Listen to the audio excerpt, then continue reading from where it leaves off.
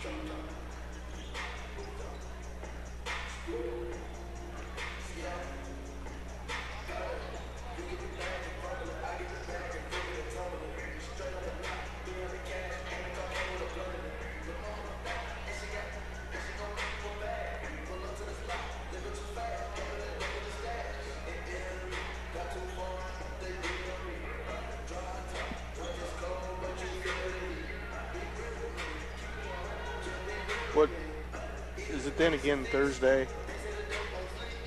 Oh, I didn't make that part. How close are we, Marissa?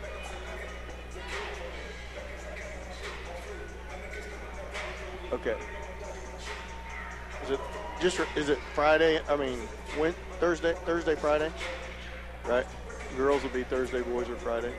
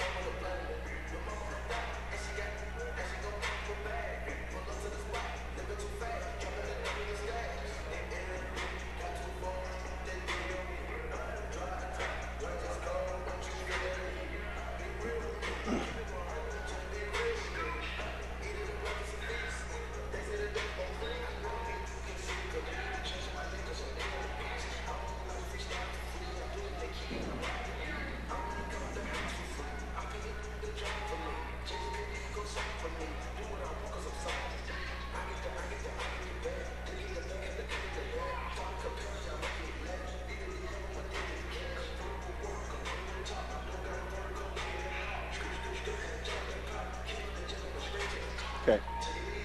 We're probably going to be just in time for the national anthem.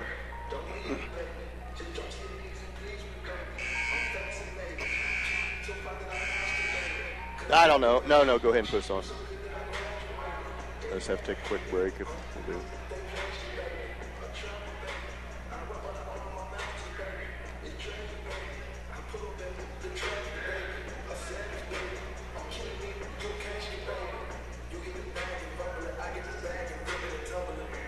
Well, welcome everybody to Frontenac, Kansas, home of the Frontenac Raiders, where tonight St. Paul travels to Frontenac for a non-league game, the last game during the regular season before the mid-season tournament break at Southeast, where the Lady Indians, will play Monday night at 5:30 versus Columbus in the Southeast tournament. Win or lose, they'll play again Thursday night. If they lose, they'll play Thursday at 4. If they win, they'll play Thursday at 7. So the Indians, and the number one seed in that Southeast Lancer Classic, will try to win the mid-season tournament classic again over at Southeast. So rapidly we're into the middle of the season here at basketball, and a lot of mid-season tournaments going on next week, Keaton. That's right, Dan. Looking forward to it, and especially looking forward to that. We always get to see Columbus again from that preseason tournament. Both teams get a little better as the season goes. They get a little games under their belt, and looking forward to that. I want to thank everybody for listening to our Richie's Pharmacy pregame show. Our title sponsor is Farmers Bank, St. Paul, Hippler, and Walnut. Make sure you visit Joe and Josh for all your banking needs. Yeah, tonight St. Paul comes in just one blemish on the record. The Lady Indians do, with an overtime loss at Galena last Tuesday, and a tough game, a week ago last Friday, in a tough game against Galena, where the Indians led most of the way in that game, but about 4 minutes left to go in the regular quarters. Caitlin O'Brien fouled out with about 4 minutes to go, and that really hampered the Indians. Had a chance to take a 4-point lead with under a minute to go in that game and missed a little layup underneath the basket, kept the score at 2, and then Galena came down and tied the score and then won in overtime. Very good competitive game. I know Coach Tuck likes these upper class, playing this upper class in this non-conference, and Coach Watrick does too. What gives you the competition and gets you used to playing in some close games and tough competition along the way. It's only going to help you as you go into regional and sub-state action towards the end of the season. That'll be the same case with the Southeast tournament. Multiple teams in that Southeast tournament. The Lady Indians will play Columbus, of course, Monday night, and Tuesday night at 4 o'clock. The boys will play Parsons, a very tough Parsons team. So we look for a nice matchup and look for the Indians to try to take care of business here tonight at Frontenac. It'll be a very tough game for both the girls and the boys, and we're getting set to go over starting lineups. You're listening to the Ritchie Pharmacy pregame show. Dan Bitt alongside Keith McCracken. Mike's still out on the road, so Keith is stepping in, and I sure appreciate him stepping in and filling in. Really got a good announcer here, man. We're rocking. Here's tonight's story. Sounds like we're at an NBA game. Sydney McCracken gets a start for the St. Paul Indians, number 12 on your roster. Number 0, Skylar Baker, the senior for Frontenac. Baker will get the start, as well as McCracken for the Indians.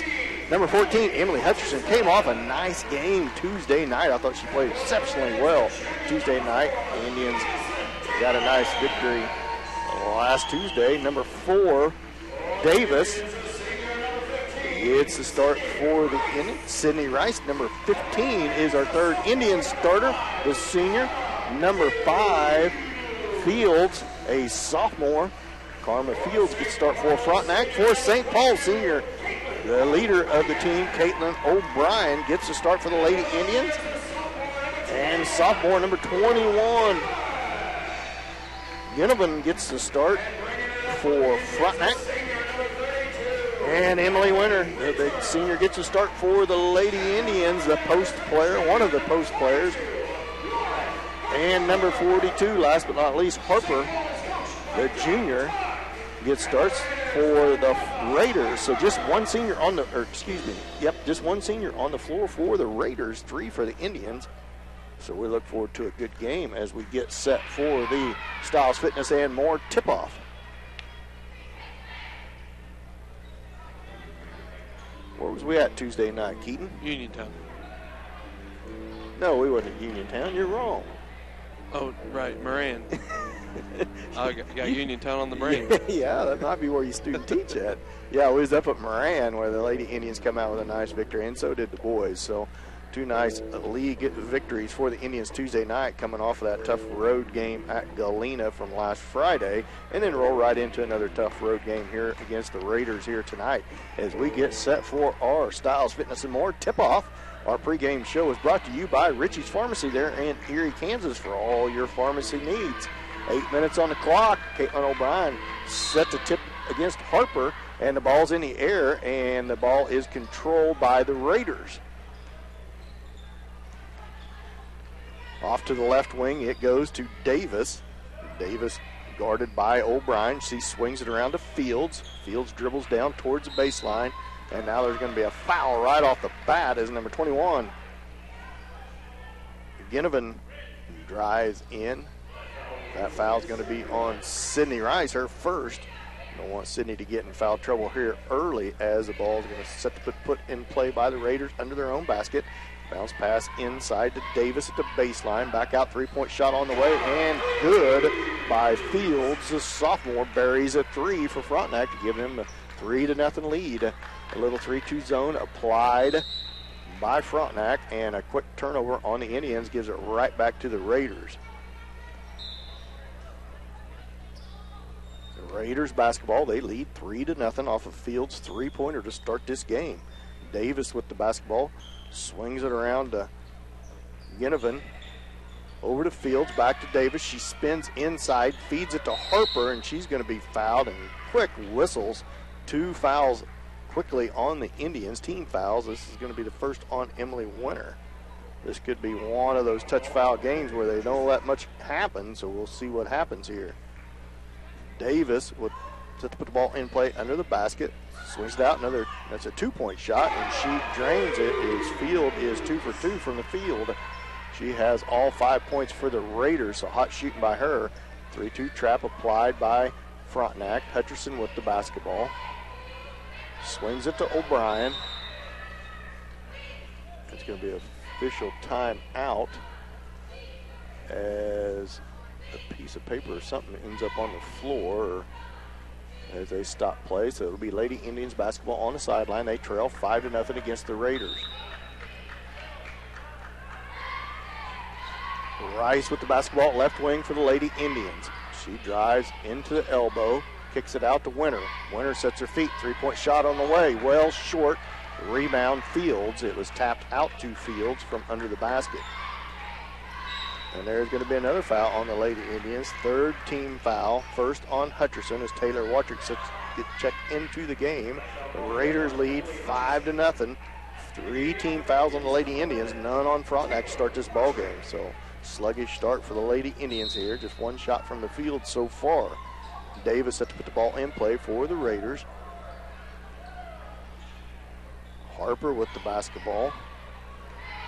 And that ball goes out of bounds. It's going to stay with the Raiders out on the Indians.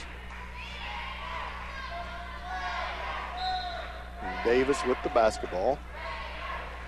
Lob inside to Harper. Shot from right in front of the rim. No good. Rebound Baker, and another foul underneath on the Lady Indians. 4th team foul on the Lady Indians. And that's going to be on Watrick. The Indians unable to secure a rebound. It's going to send Baker to the free throw line to shoot 2. Oh, excuse me. It was on the floor on the rebound. So the foul is on the floor, so it'll be Frontenac's basketball under their own basket. Harper set to put the ball in play for the Raiders. Almost a steal by Watrick. Baker with a 15-footer on the way. Well short and off. It goes out of bounds. It'll go back to the Lady Indians. Lady Indians having a little bit of trouble getting things going here early. See if we can clean it up a little bit. 6:26 left to go in the first. Raiders lead 5-0. Rice with the basketball. Swings it over to Watrick. Watrick down to the corner and tapped out of bounds. Lazy pass by Watrick. Down to the corner to Winter. It was out on Frontenac. Touched last by Frontenac, so it'll stay with the Lady Indians. 6:18 left to go in the first. Indians trail 5-0. Unable to get much going. Just 1 shot from the field. A 3-pointer by Winter. She misses that shot as this 3-2 trap kind of causing problems for the Indians. Left wing to Winter. Cross court pass to McCracken. McCracken in the middle to Winter. Winter's little 10-foot jump shot. And she gets the roll. Gets the Indians on the board. Frontenac leads 5-2. It's 5:52 left to go here in the first. Fields with the basketball. She has all 5 of Frontenac's points to start this game. Now a 3-pointer on the way by number 4. It is short, and O'Brien with the rebound feeds it out to McCracken. McCracken on the breakaway. Layup, no good.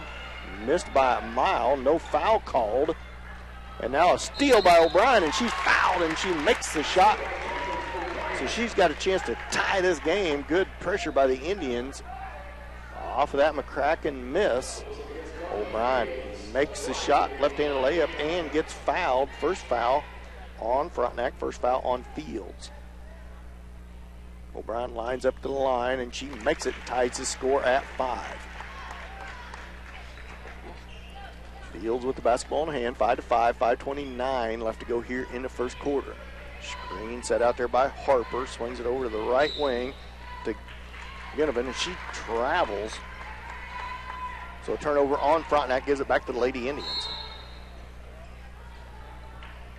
Rice with the basketball in her hands. 14 fouls on the Lady Indians, 1 on Frontenac. As the trap comes, they get it across half court. Watrick over here, she dribbles through the trap, down towards the baseline, feeds it out to O'Brien. O'Brien swings it to Rice. Rice ball fake into the lane, little scoop shot. Oh, just a little too hard. Rebound, Winter. Winter dribbles out of the lane, clears the lane, sets the offense. McCracken with it, swings it to Watrick. Now over to Rice.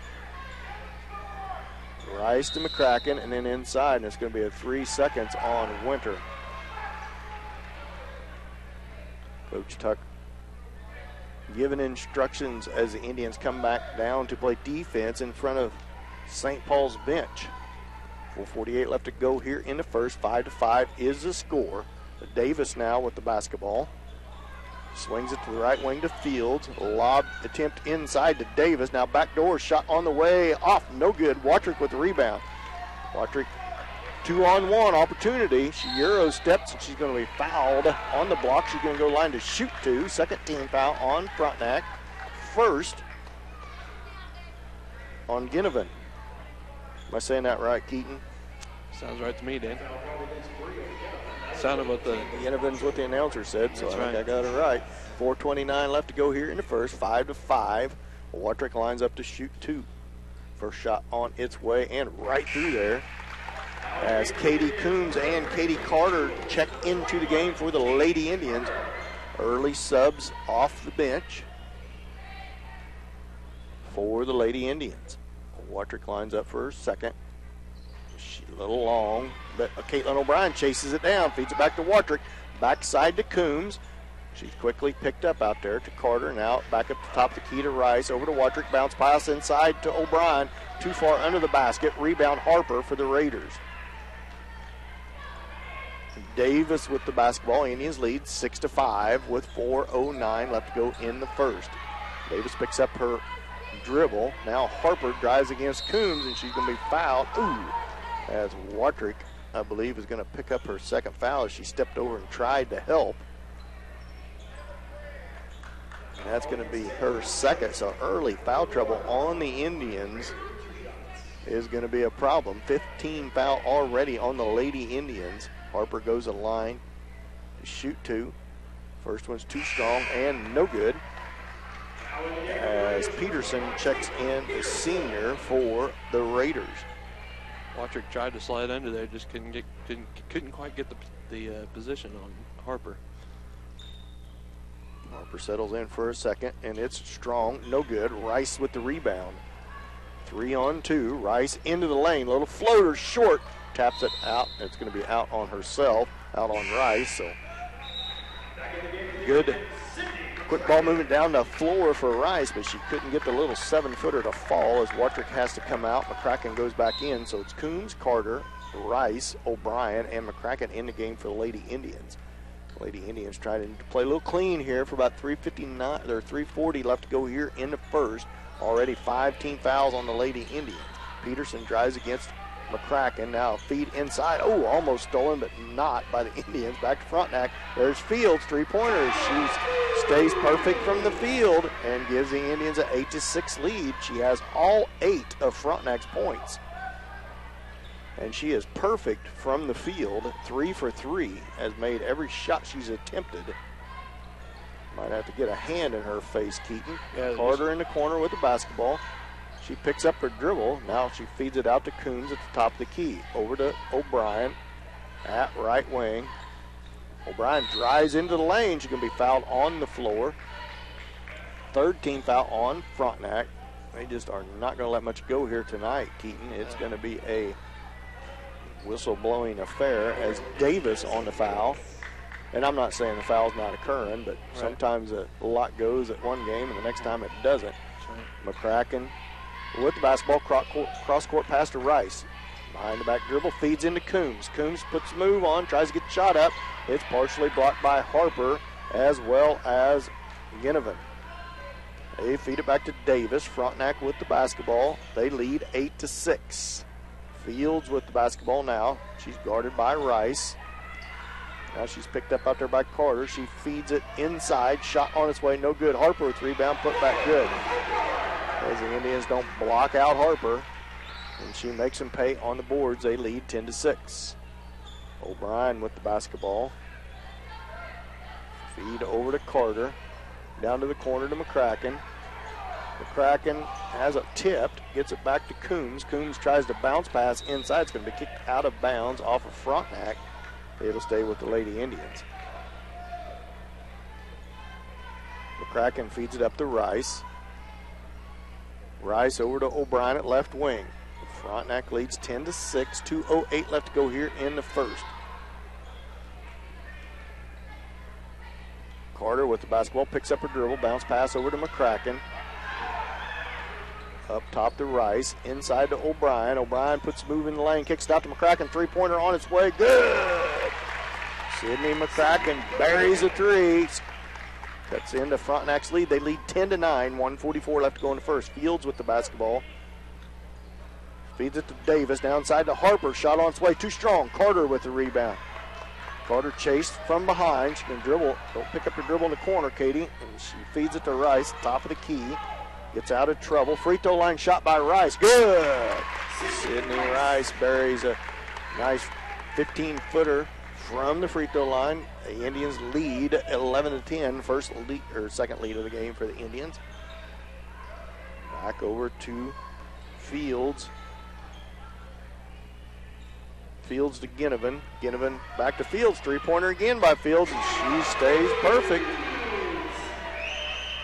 She is hotter than hot from the outside. 4 for 4 as the Indians haven't figured out to get a hand in her face yet.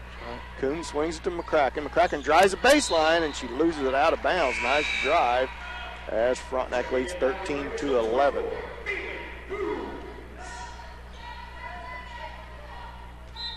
Indians just kind of letting Fields have her own way outside the three-point line. And they got the young freshman on her, Carter. Big task for a young freshman, guarding somebody shooting that well. Fields with the basketball, drives towards the left towards Carter. She hands it off to Peterson, and it's going to be an offensive foul on Frontenac, a screen away from the ball. 24 on the foul, fourth team foul on Frontenac. First on Rooms. Rooms into the game for the Raiders. Rice with the basketball, feeds it back to McCracken. McCracken now drives to the corner, feeds it back to Rice. Indians need to attack more towards this 3-2 trap. McCracken over to Carter.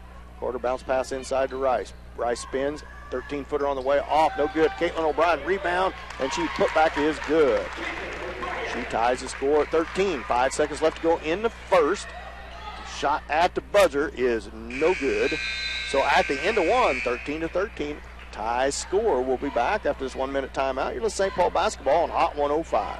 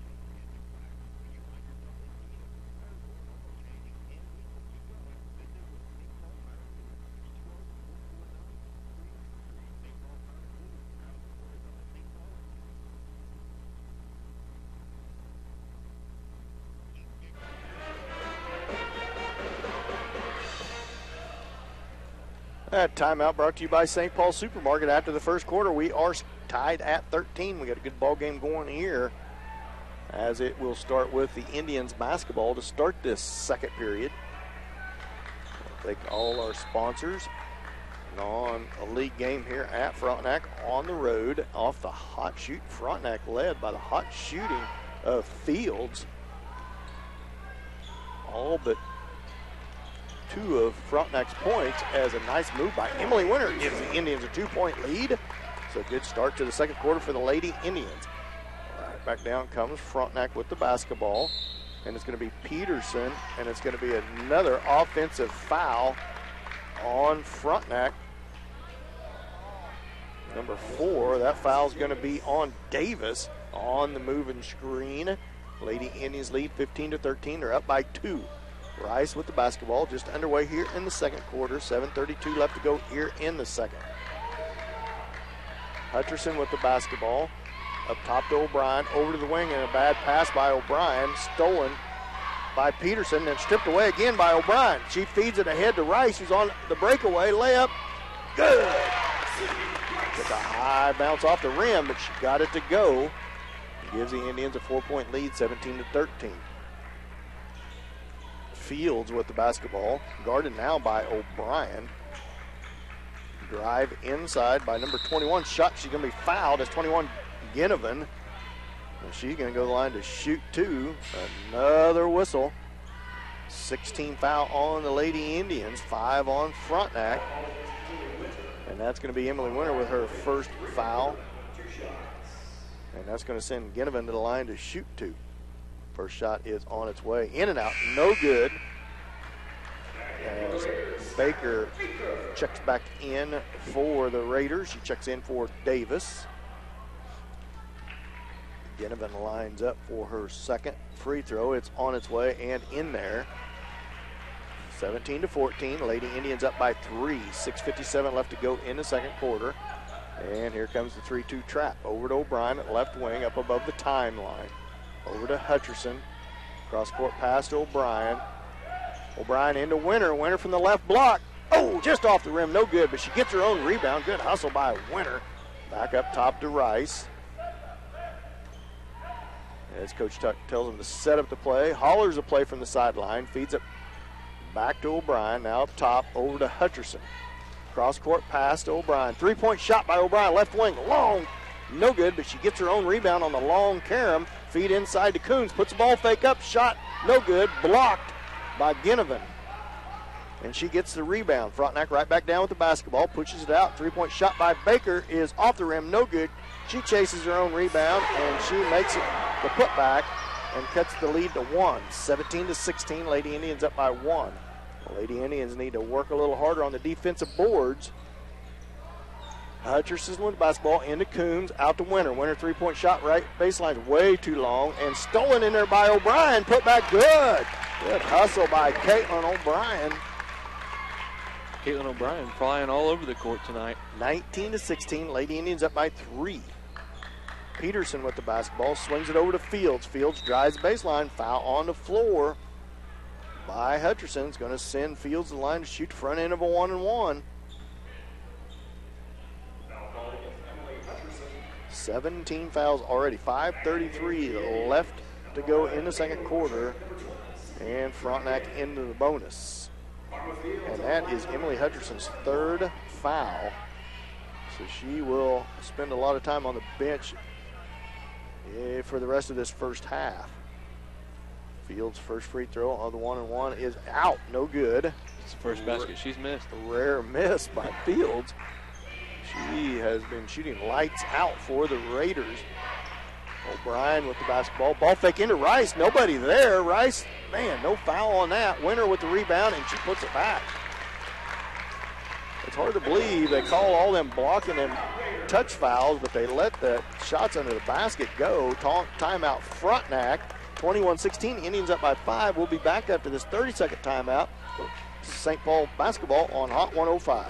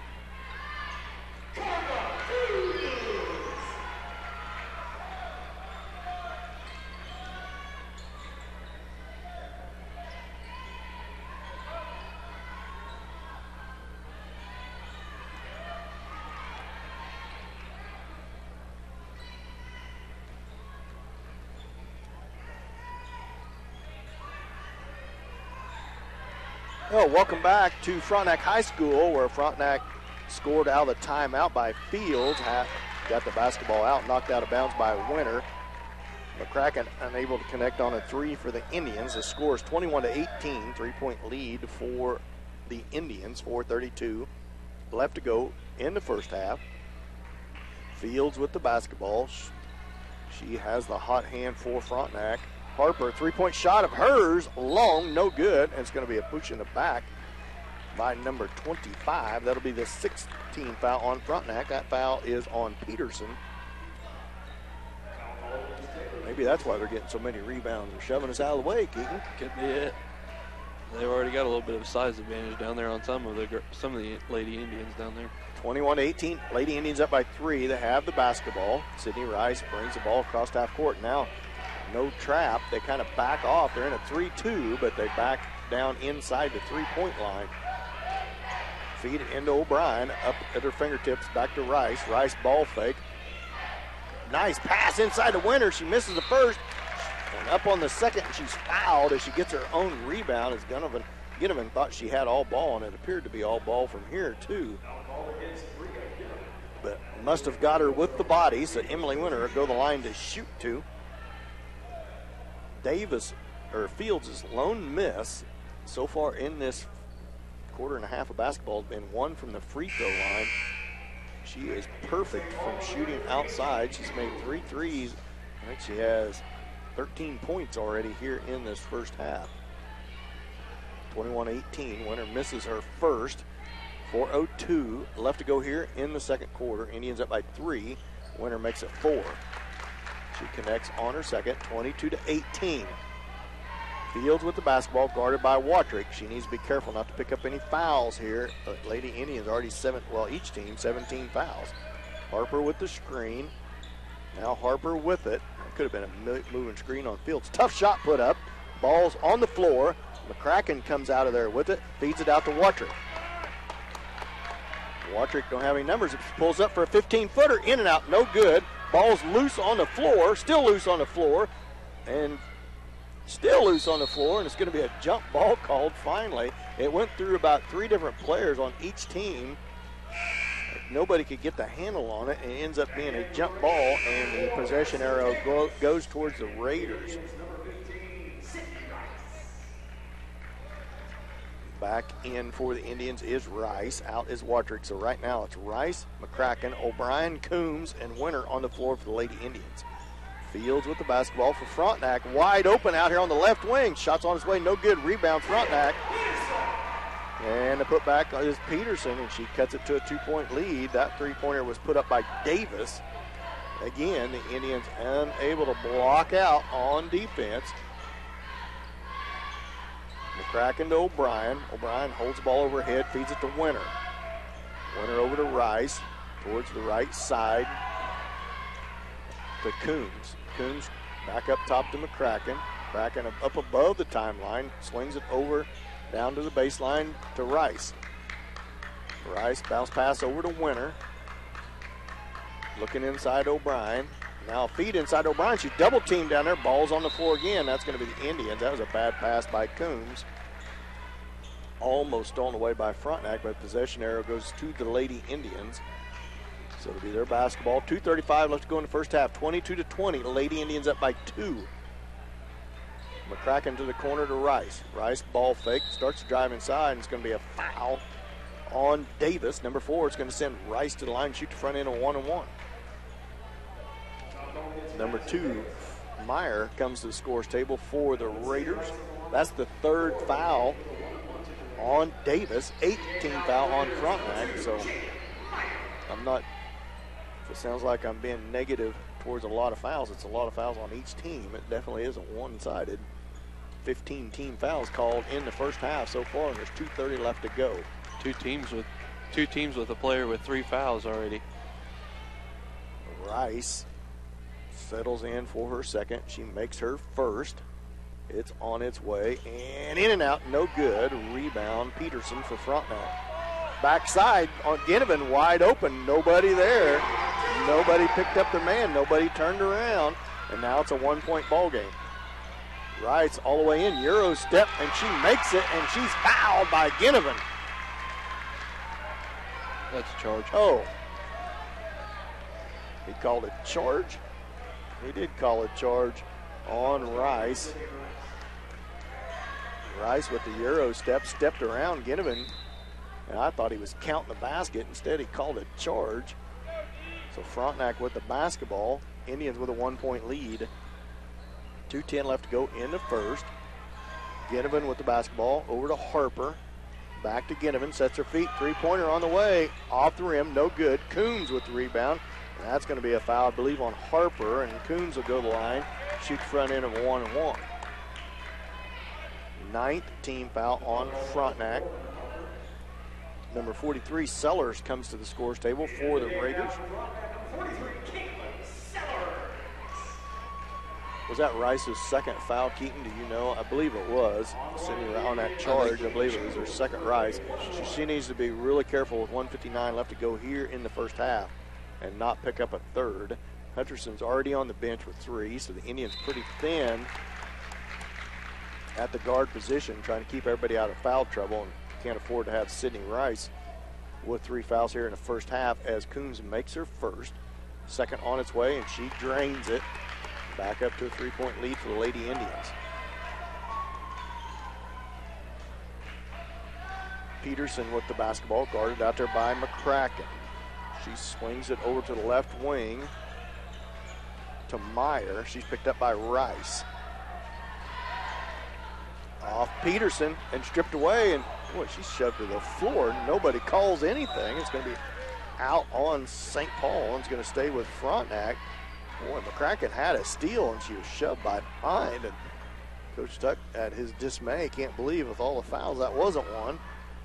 Peterson feeds it back up top, tipped by Winter. Ball goes back court, but it'll stay with Frontenac. Picked up out there by Fields. Screen set by Ginnivan. Fields swings it over to Peterson. Screen now set by Fields, and it's going to be balls on the floor again. It's going to be another tie-up. It'll stay with the Raiders. Indians having chances for steals here, but they can't get a handle on the basketball. Very aggressive basketball team by each team. Good ball game, 22-25. Lady Indians up by 3. Frontenac with the possession of the basketball. Back door to Fields, tipped out of bounds by O'Brien. It'll stay with the Raiders. Fields has been in the entire way. O'Brien with a short break. Rice, I believe, has played the entire. Well, she had maybe a 30-second break is all for the Lady Indians. Ginnivan into the lane. And no good, and rebound Rice as Winters on the floor, hobbled just a little bit. Rice shot, good shot, hard shot by Sydney Rice as she pushes the ball up the floor, very careful not to draw any contact. 27-22, Lady Indians up by 5. Fields with the basketball, screen set by Frontenac. Ginnivan drives towards the elbow, now back to Fields. She's going to set her feet, 3-pointer, partially blocked that time by Winter, chased down by McCracken. Winter was behind everybody else, but Rice didn't see her. Just under a minute left to go in the first. See if the Indians try to play for a last shot here to Coons with 36 seconds left to go in the first half. Feed inside and thrown away by Katie Coons. She got trapped in the corner. Ginnivan comes all the way down, and that's going to be a charge against Frontenac as Rice gives one back. She sets her feet. And that's going to be a charge on the Raiders, so it'll go back to the Lady Indians. It'll be their basketball under the basket with 26 seconds left to go in the first half. Frontenac's coach a little upset about that one. We need to keep the basketball out of the corner because Frontenac being very aggressive on that trap, and it caused Coons to make a bad pass. Trying to cut or hit O'Brien on the cutting through the lane. And there was a Raider there to pick it off. 27-22, Lady Indians up by 5. 20 seconds left to go here in the first half. Rice with the basketball over to McCracken. Now 15 seconds as she's trapped out there. She gets it to O'Brien. O'Brien over to the corner to Winter. Winter with a ball fake. Cross-court pass to Rice. She's open. 3-pointer on the way. No good and out of bounds on the Indians. Rice well off on that shot as Katie Coons is going to come in and go in for Sydney Rice, I hope. Yes. 3 seconds left on the clock. I need to put a little bit of pressure on the ball, but not foul. And here's Fields with a buzzer shot at halftime on its way. No good. Halftime score, 27-22. Lady Indians up by 5. We'll be back after this 2-minute timeout. You're listening to St. Paul basketball on Hot 105.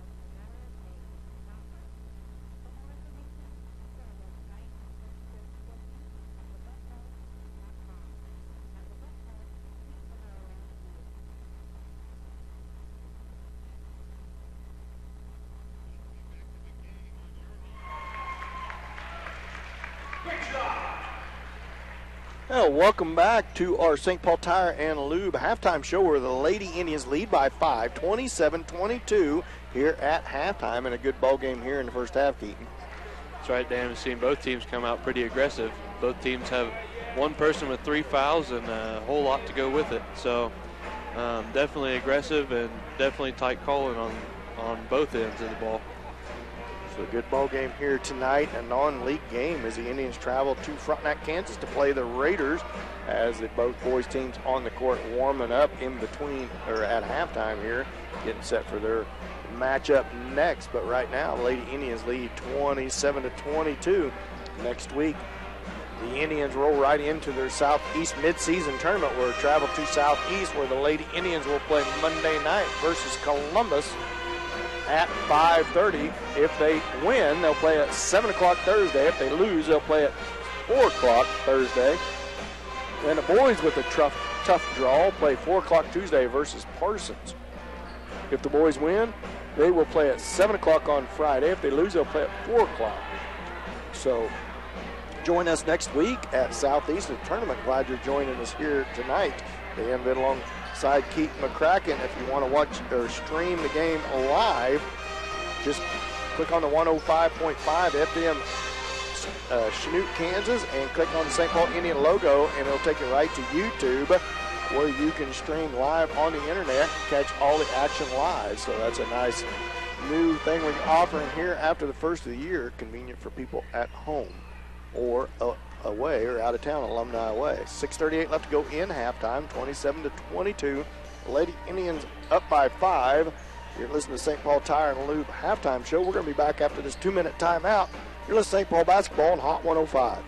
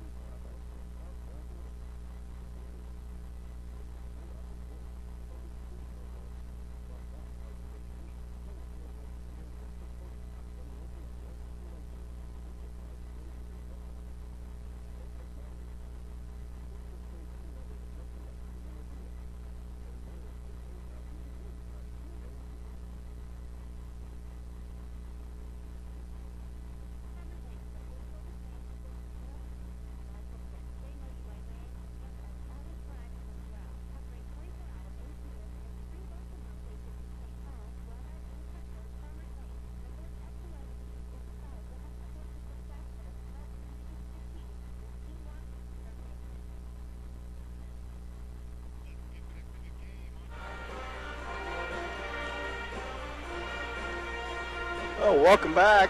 Dan Vitt alongside Keith McCracken. I want to thank everybody for listening to our St. Paul Tire and Lube halftime show. 27-22, Lady Indians up by 5 here in the first half. Lady Indians pretty decent across the board on scoring. Watrick has 1 point. Taylor Watrick. Sydney McCracken has 3. Hutcherson is held to 0 and a little bit of foul trouble in the first half. Sydney Rice was 7. 3 of 8 from the field. Foley and Carter are scoreless. Carter with a little bit of playing time off the bench. O'Brien was 7, 3 out of 5 from the field. Winter was 7, 3 out of 7 from the field. And Coombs with 2 with a couple free throws made. The Indians are shooting 40% from the field. They was 10 for 25 from the field overall. 9 for 19 from two-point land. 47%, just 1 for 6 from 3 for 16%, and 6 for 9 at the free throw for 66%. These rebounds look a little better than I thought they would. Just 16 turnovers on the Indians, 7 fouls, team fouls. Rebound total, they had 19 rebounds in that first half. They had 10 defensive rebounds and 9 offensive rebounds. So pretty decent rebound in total. Frontenac stats going to look similar, only they've been led by Fields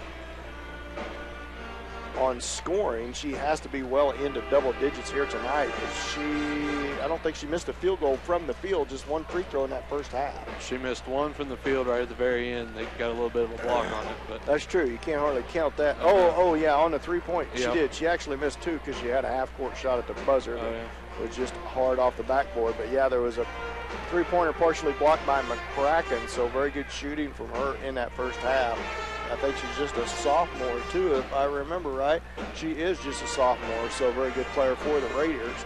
See what kind of halftime adjustments Coach Tuck makes here at halftime against that 3-2. A lot of zone, or all zone so far in the first half by the Raiders, and the Indians in their typical man-to-man pressure defense. At first, until late in that second quarter when Frontenac was in a little foul trouble, there was a 3-2 extended trap zone, and they kind of backed off inside the 3-point line but stayed in that zone. So we'll see what kind of adjustments each team made here at halftime. We're going to bring you the second half after this last 1-minute timeout. You're listening to St. Paul basketball on Hot 105.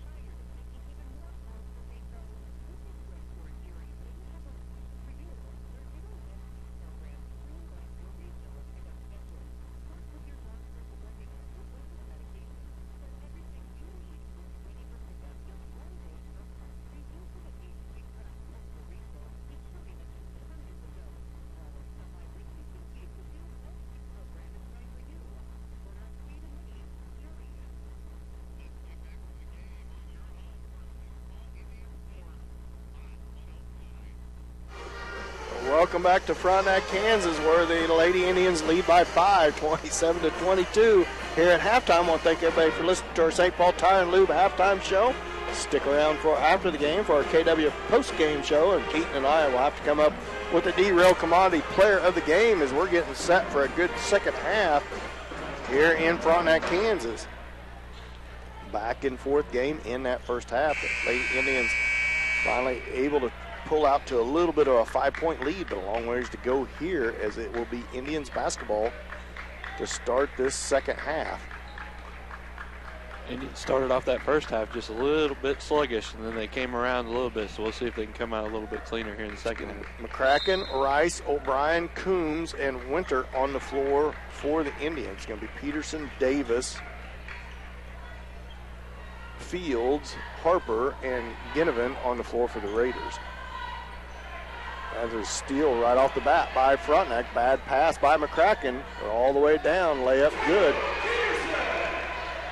as McCracken turns the ball over as Coach Truck shouts plays to the kids as they come down. 27-24, 3-point lead for the Lady Indians. 7:28 left to go here in the first. Backed off 3-2 as the two outside people on the 3-2 are really extended out in that guard position. Bounce pass, another. Sydney McCracken with a bad pass inside, turns the basketball over. Feed to Ginnivan is towards the baseline. Now 3-point shot from outside. In and out, no good. Rebound Fields for the Raiders. Put back no good. Rice hauls it in. She gets the ball on the floor. She tries to get rid of it, and it's going to be out on Rice. It's going to go back to the Raiders.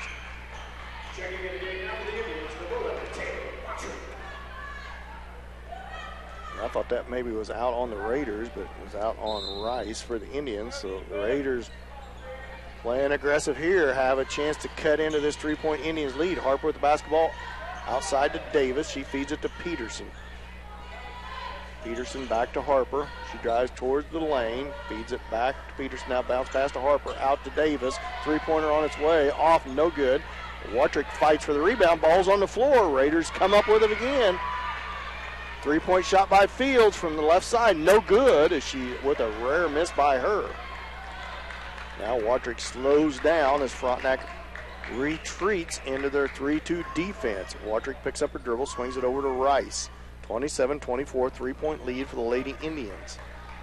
Rice drives towards the elbow, now kicks it back to O'Brien. Sets her feet, 3-point shot, top of the key, in and out, no good. Rebound, Katie Coombs, put back, no good, but she's fouled. And I think that's the fourth foul on Ginnivan as she shakes her head in frustration. First team foul on the Raiders here in the second half. And it is the fourth on Ginnivan. Number 14 comes to the scorer's table. Hipple.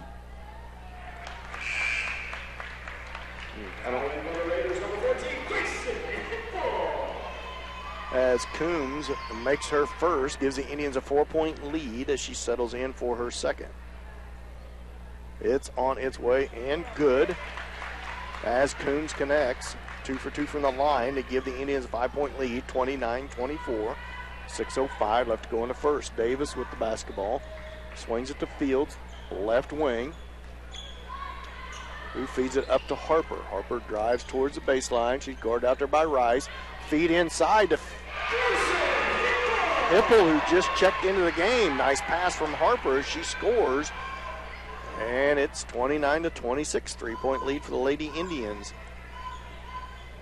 A 1-3-1 zone by the Raiders. Shot by Rice is no good, too hard. Rebound, Peterson for the Raiders. Tries the backdoor pass. It's knocked out of bounds by Rice. She was looking for Davis on the weak side.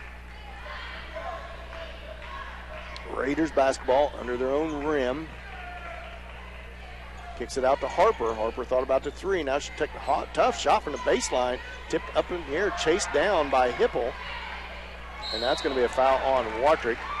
And that's going to be her third foul, first team foul, as McCracken right back to scores table for the Indians. Watrick was trying to be aggressive and jump into that passing lane and just made too much contact with Peterson as she was going for the basketball. Peterson with the basketball, guarded out there by McCracken, gives it off to Hipple. Hipple in the lane, she walked with it. She got tangled up in there with O'Brien, had no place to go, drug her feet. So travel on Frontenac gives it right back to the Indians. They have a 3-point lead, 29-26, 5:09 left to go here in the third. Rice with the basketball for the Lady Indians.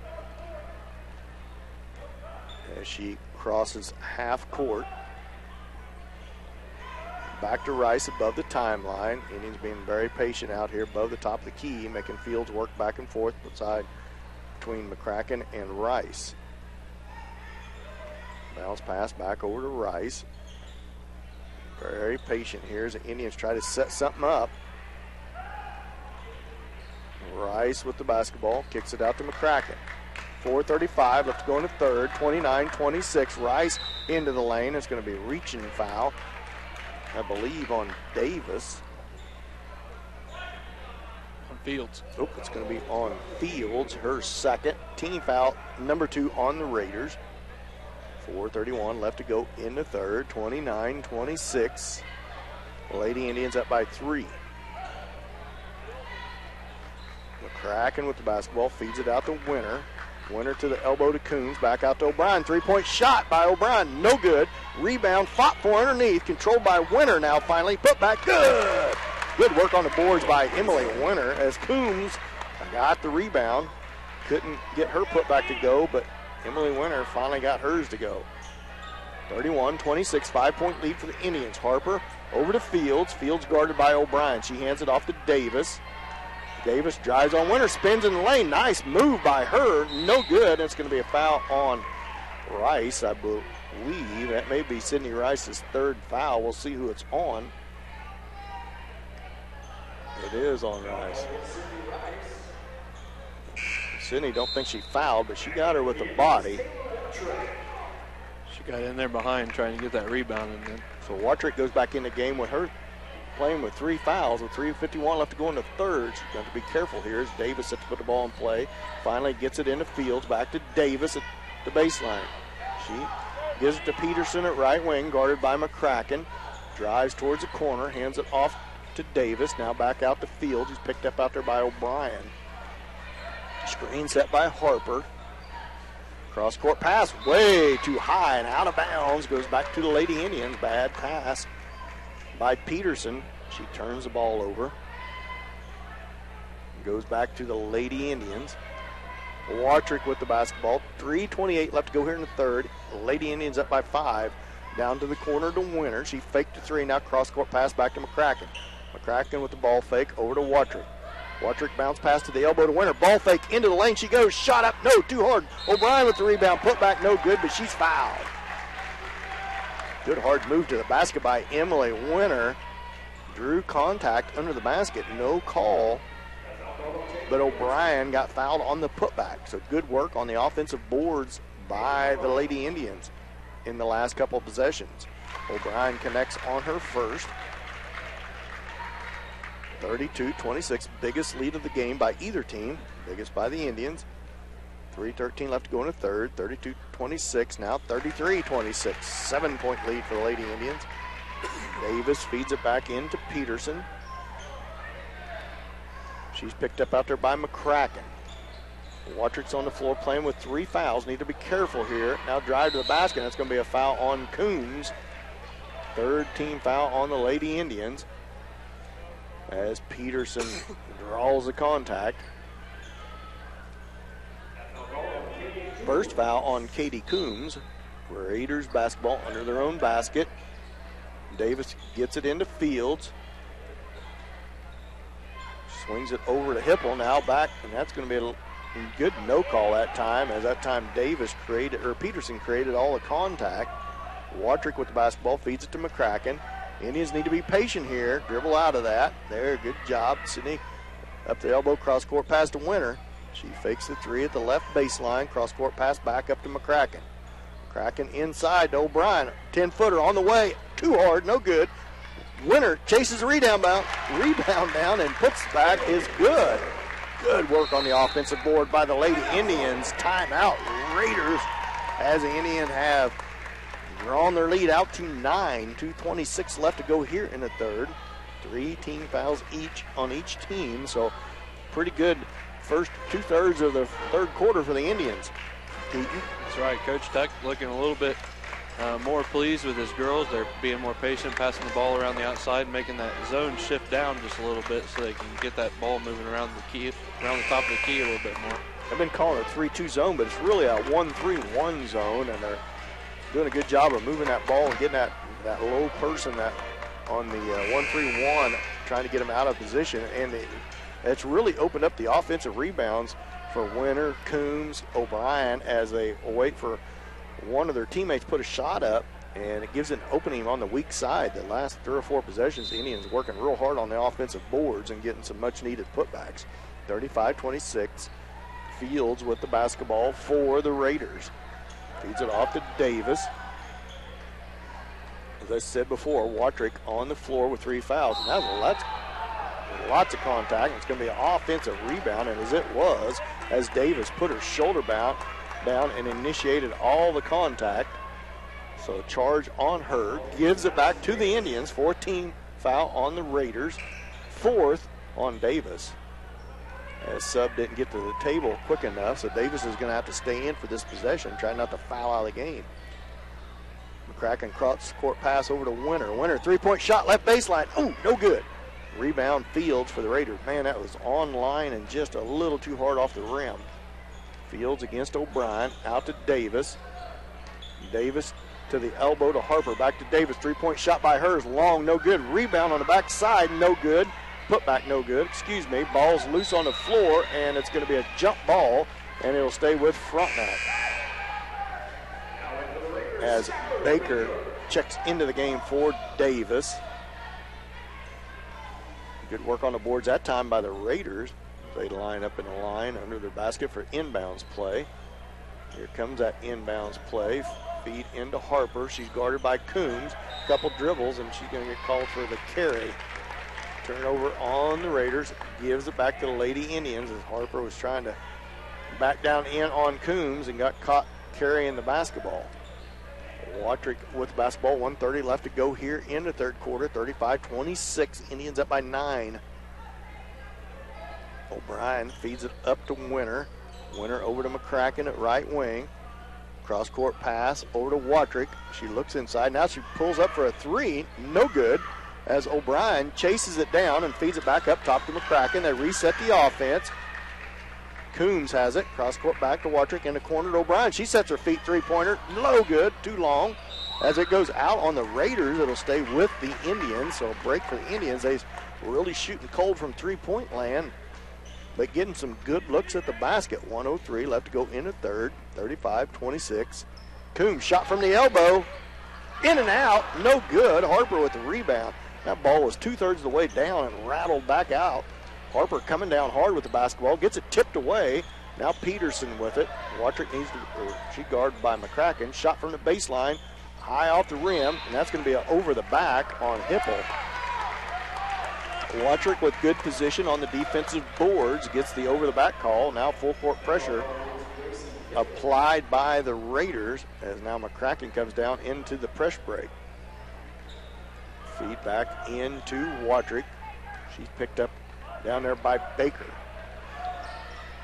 Crosses over against Baker. Feeds it out to O'Brien. O'Brien now into the lane. Bounce pass to Coombe on the weak side. No good. Rebound Hipple.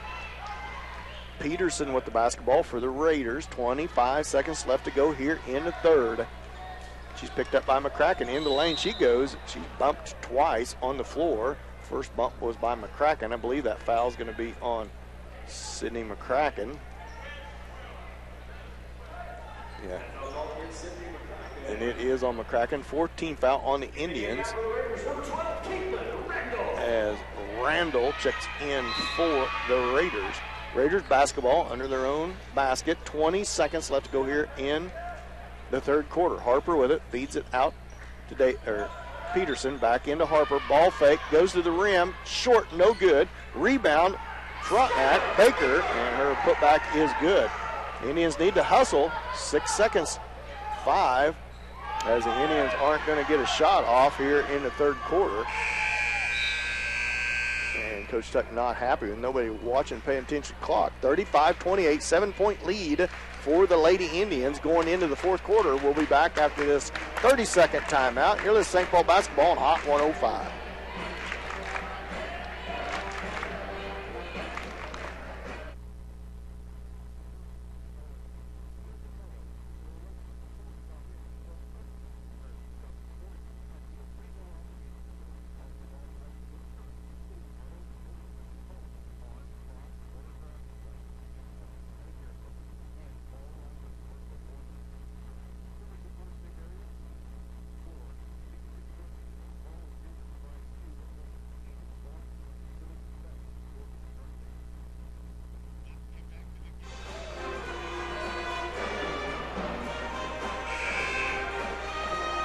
welcome back to Frontenac High School. Dan Good alongside Keith McCracken. I'm glad everybody could join us. Like Marissa back in the studio, keeping us on the air. 35-28. Lady Indians up by 7 here in Frontenac. Start this fourth quarter, it will be the Indians basketball as Hutcherson comes off the bench with 3 fouls to get the start here in the fourth quarter. Rice also on the floor with 3 fouls. And Watrick with 3 fouls. So 3 Indians with 3 fouls. Ginnivan and I believe Davis both have 4 for the Raiders. So each team having their own foul trouble. As O'Brien, Euro step in the lane. Layup good. Good move by Caitlin O'Brien. 37-28. 9-point lead for the Indians down to the corner to Baker. Baker against Rice up the Fields. Ball fake. Now shot on its way by the Raiders. Good by Randall. She cans a 3 to make it a 6-point lead for the Indians. Thank everybody for streaming online. You get on the 105 KKOY Chanute radio station website. Click on the St. Paul logo and you can stream it live on the internet. McCracken feeds it to Rice. Rice in the lane. Step back shot from the free throw line. No good. Chased. Baker comes down with it. She's going to be fouled by Rice and just picked up her 4th foul. As Watrick comes back to the scores table for Rice. Rice trying to go after that basketball. Too much contact. Picks up her 4th with just a minute gone here in the fourth quarter. Watrick checks back into the game with 3 fouls, as well as Katie Coombs. I believe Katie only has 1. 5 team fouls on each team here. Just underway here in the fourth quarter. Frontenac basketball. St. Paul leads 37-31. Indians up by 6. Has been up by as many as 9, but a 3-pointer by Hipple. Cut it to 6. Step back 3-pointer by Fields. And now all of a sudden it's a 3-point game as Fields connects. She is a lights-out shooter. Watrick guarded by Fields now. 3-point ball game, 37-34. The Lady Indians need to stay aggressive here. Hutcherson with the ball. Hutcherson drives in the lane. Loses it off of her foot. Turnover on the Indians. There's a 9-point lead. Is now 3 and could be less than that. And that ball almost stripped away by Hutcherson. It's going to be a jump ball between her and Hipple, but the possession arrow will go to the Raiders. 6:25 left to go in the game. 3-point lead for the Lady Indians. Peterson set to put the ball in play for the Raiders. Feeds it into Fields. Fields at the top of the key, dribbling against O'Brien. Feeds it over to Peterson. Peterson spins away from McCracken in the lane. Little floater on its way. No good. And they're going to call a foul on the floor. And that's going to be on McCracken. Her 2nd. Team foul number 6 on the Lady Indians. So it'll stay with Frontenac under their own basket. Feed it up top to Fields. Fields drives towards the lane. Euro step by herself. She makes it. And she's going to go to the line and try to tie the ball game. So that 9-point lead has totally disappeared as Fields will go to the line to try to tie the game at 37.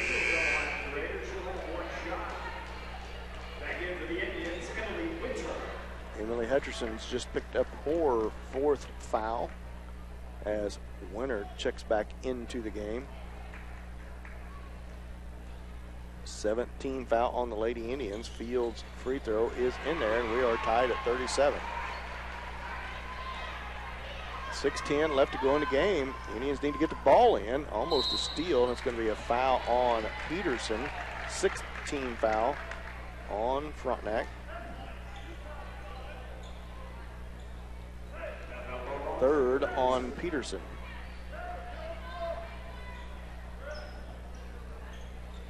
The Indians set up in a press break. Full court press applied by the Raiders. Now Watrick with the basketball. Guarded by Baker. 37-37. 6:03 left to go in the game. Watrick by Baker. Euro step layup. Good. Good move by Taylor Watrick. All the way into the lane. And she gets a layup to go. Gives the Indians a 2-point lead. 39-37. Back up top to Fields. She's picked up out there by O'Brien. Swings it to Hipple, over to Peterson in the corner, back up top to Harper. Three-pointer, top of the key, off, no good. High arcing rebound, tapped out of bounds off the Raiders. So to go to the Lady Indians. Harper not scared to step out and take the three also. As Indians basketball, as O'Brien feeds it into Watrick. Watrick guarded by Fields now. 5:30 left to go in the game. 39-37. Indians up by 2. Indians led by as many as 9. Now O'Brien had a chance to drive in the lane and passed on it. Over to Watrick. Watrick at the top of the key, above the timeline. Swings it over to O'Brien. She about loses it out of bounds. Cross-court pass to Coombs. Coombs feeds it in to O'Brien in the lane. Turn around, a little floater. Too hard, no good. Rebound Peterson for the Raiders. 4:58 left to go in the game. 39-37. Lady Indians up by 2. Peterson with the basketball, guarded by McCracken. Hands it off to Hipple. Hipple's guarded by Emily Winter. Now up top to Harper. Man-to-man defense applied by the Lady Indians. Baker with the basketball. 17 fouls on the Indians, so any other fouls is going to send the Raiders to the line. Three-point shot by Hipple. Off the backboard. Too strong. Rebound Winter for the Indians. 2-on-1 opportunity. Bounce pass over to O'Brien. Layup. Good. Good ball movement. Good job by Winter pushing that ball down the floor on the 2-on-1 opportunity. 41-37. 4-point lead for the Lady Indians. Fields crosses the timeline with the basketball. Picked up out there by O'Brien. She gets to Harper, now off to Peterson. Ginnivan comes back, and the pass inside, stolen by McCracken. McCracken in traffic, pull up 10-footer, short, rebound, saved in bounds by O'Brien. Good hustle play by Caitlin O'Brien. As Watrick sets the play back up, gets it off to McCracken. Back up top to Watrick. Over to McCracken. 4-point lead for the Indians. 3:44 left to go in the game. Coombs over to O'Brien. As the Indians trying to set their play up. A little confused. Inside to McCracken. Little hook shot on the way. No good. Coombs with the rebound.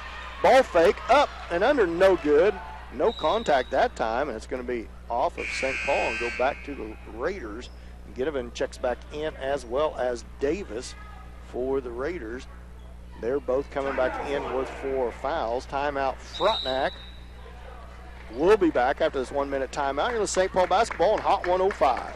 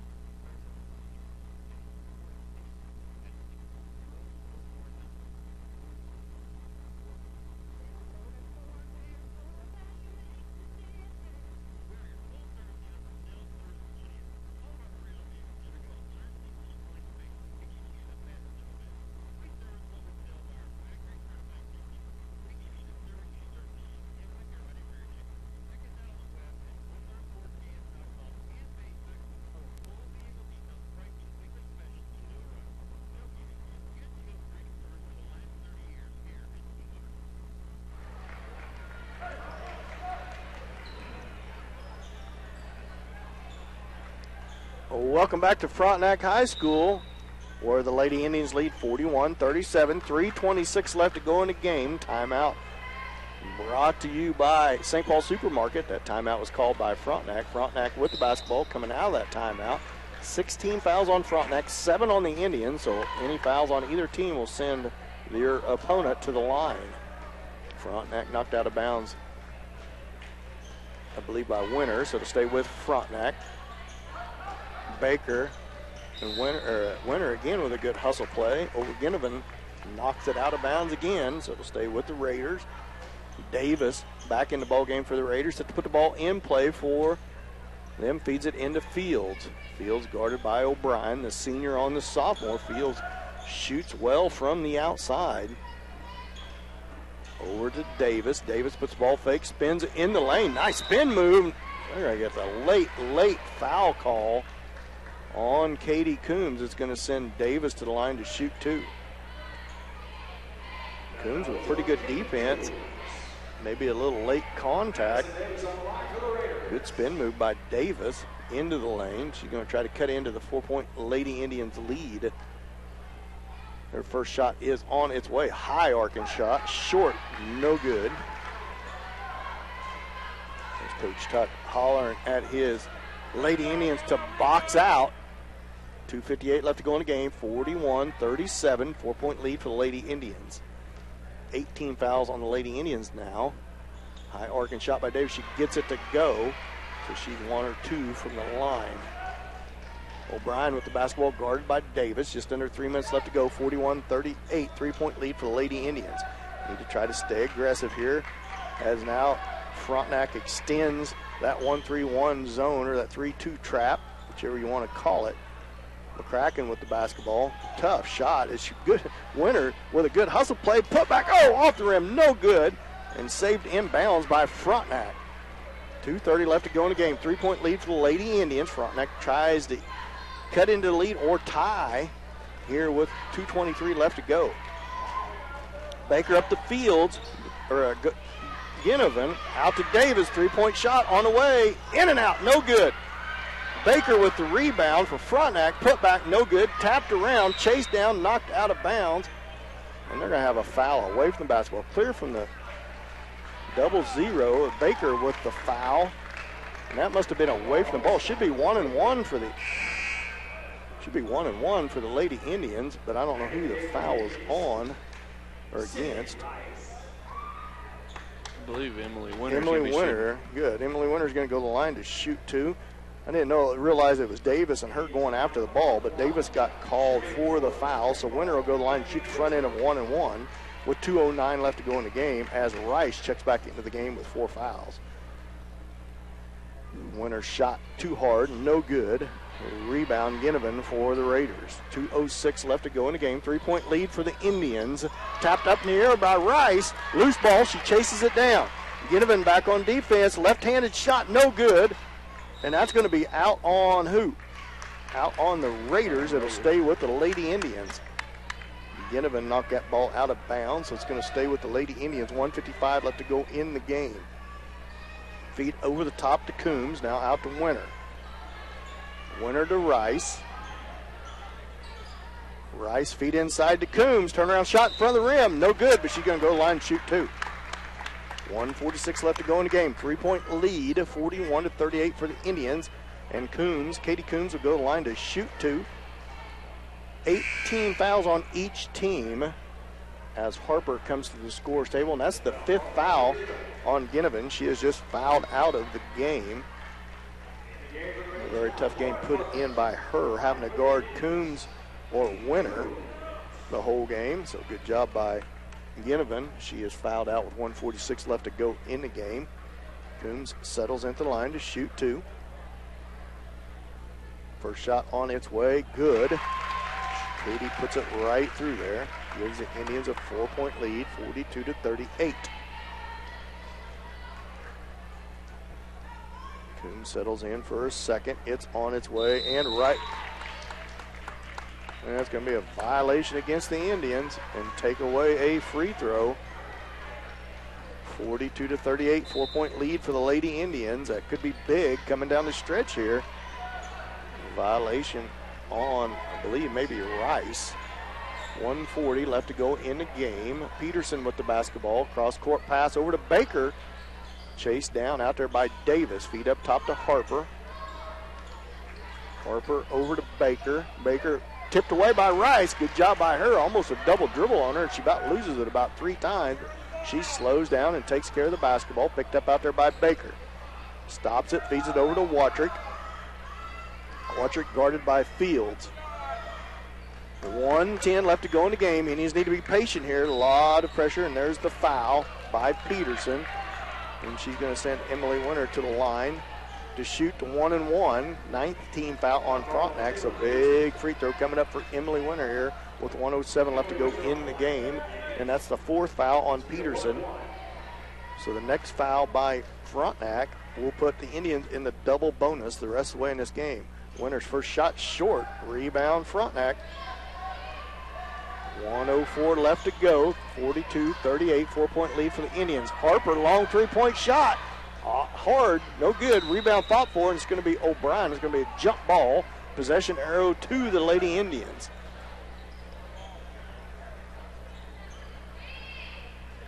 Hey, well, hold on. It's our basketball. And now they get it figured out. Is St. Paul's basketball. 55.7 left to go in the game. Rice with the basketball. Next foul on Frontenac. Put the Lady Indians in the double bonus. Rice brings it against Davis. Feeds it over to Watrick. Watrick guarded by Fields. A lot of pressure by Fields out there. Now Watrick backs up above the timeline. Feeds it over to Winter. Winter guarded by Peterson. Over to O'Brien. 35 seconds left to go. Frontenac. And that's going to be a foul on O'Brien, as Davis is just fouled out of the game for the Raiders. 10th team foul on the Raiders is going to send O'Brien to the line to shoot two. Good ball game here at Keaton. That's right. Fun to watch. Back and forth game. The Indians led by as many as 9. Frontenac coming all the way back to tie the score, as Randall checks in for Davis for the Raiders.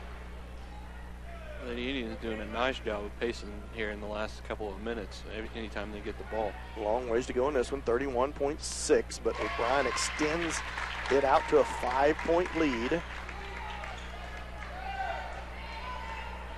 as she settles in for her second. You want to play good defense and not foul if you're the Lady Indians. Second shot by O'Brien, right through there, and good. 30-second timeout by Coach Tuck. Good timeout by Coach Tuck here to give some instructions for his Lady Indians. It's probably going to sound something like, do not foul them on the floor and send it to the line. Just play good defense. Move your feet. Block out on the rebounds. Close out on the threes. It really, right now, it's a 6-point lead. So close out on the threes. Make it a 3-possession game instead of a 2-possession game. And if you're Frontenac, you're doing anything you can to put the ball in Fields' hands. Frontenac probably try to get it in Fields' hands. Plus, they're going to be aggressive going towards the rim to try to draw some contact. I would assume they maybe just try to set up a three-pointer somewhere on the floor. Right now, they got Fields, Peterson, Harper, Randall, and Baker on the floor for the Raiders. Indians have Coombs, Winter, Rice, O'Brien, and Watrick. Watrick and Rice both playing with 4 fouls. That's pretty much going to be a non-factor from here on out, unless this would get extended into extra quarters. Peterson with the basketball, three-pointer, long, good. Long three-pointer, she makes it. It's going to be a timeout Frontenac, so there's that 3 that you don't close out on. And now it's a 1-possession ball game and Indians basketball. Yeah, I said watch Fields, and then they give the ball to Peterson, and she makes one. So she was 2 foot outside the three-point line, but that doesn't really matter. You got to close out on the 3 and try to keep this a 3-possession ball game. Instead, they let the shot get away, and she hands it. And now it's 44-41, 3-point lead for the Lady Indians with 18.7 seconds left. Indians need to take care of the basketball. Frontenac's going to have to try to go for a steal. If not, they're probably going to have to foul. So if they do, the Lady Indians will be in the double bonus the rest of the way. 18 fouls on the Lady Indians, 10 on the Raiders. So nice ball game here as the Indians get set to go to Southeast Lancer Classic. So a good, tough non-conference game. A couple good, tough non-league games in their last 3. 2 of their last 3. One's been against Galena.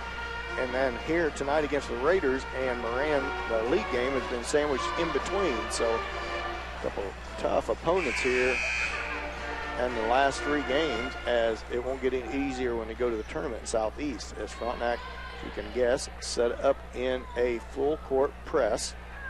Man-to-man full court press. First time tonight we've seen any kind of man-to-man out of Frontenac. As Winters running the baseline, she feeds it into O'Brien. O'Brien is guarded down there and fouled by Meyer. So Caitlin O'Brien will go to the line to shoot 2. 15.9 seconds left to go in the game. 44-41. So 2 big free throws coming up by O'Brien. Emily Hutcherson comes to scores table with 4 fouls.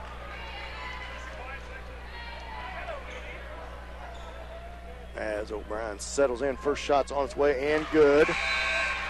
She gives the Indians a much-needed 4-point lead, 45-41, as Hutcherson comes in for Coombs. Caitlin O'Brien settles in for a second, and she makes it. 46-41, 5-point lead for the Lady Indians. Fields with the basketball.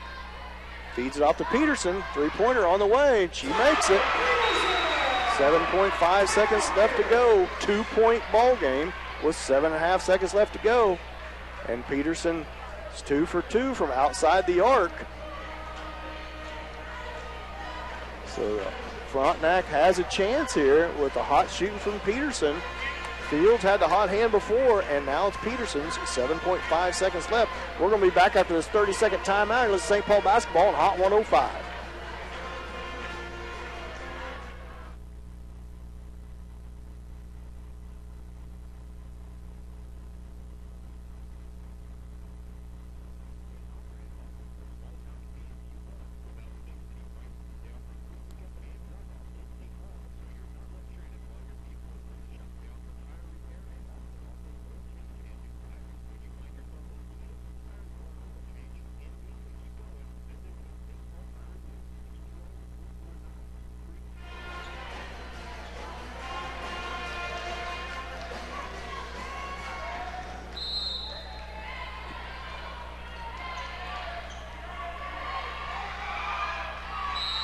.4 seconds left to go, and Caitlin O'Brien is fouled on the inbounds play on the press. St. Paul leads 46-44. Lead by 2 with 6.4 left as O'Brien goes to the line again for 2 all-important free throws. As the Lady Raiders, Peterson has 2 for 2 in the last 2 possessions from three-point land. O'Brien's first free throw is right through there. Takes it back up to a 3-point lead, 47-44. As the Lady Indians retreat out of the free throw lane, as O'Brien settles in for a second, it's on its way and good. She takes it back up to a 4-point lead. So clutch free throws, 4 for 4. The last 2 opportunities O'Brien has had have been clutch free throws and kept a 2-possession lead for the Lady Indians. Although Peterson has tried to make the Indians pay, as she has the last 6 points for the Raiders, Keaton. That's right. And if you're Frontenac thinking that that's who you want to get the ball to again, she's got the hot hand. But St. Paul, they definitely need to close out on those three-pointers, because it's 6 seconds left. You don't want that to happen. Timeout by Coach Tuck to get his defense set. I want to thank everybody for listening. Our timeout brought to you by the St. Paul Supermarket. And stick around for our KW Trucking post-game show here in just a minute, as well as our D-Rail Commodity Player of the Game. No pressure by the Indians with 6.4 left, and that ball is knocked in bounds. Now 5-4. Fields with the basketball, dribbles to her left. Or no, it's not Fields. Excuse me, that's Meyer. And that's going to be the ball game. Final score, 48-44. Lady Indians come out with a good, tough road victory in Frontenac here tonight. So good ball game put together by the Lady Indians. We're going to be back with your KW Trucking post-game show after this 2-minute timeout. You're with St. Paul basketball on Hot 105.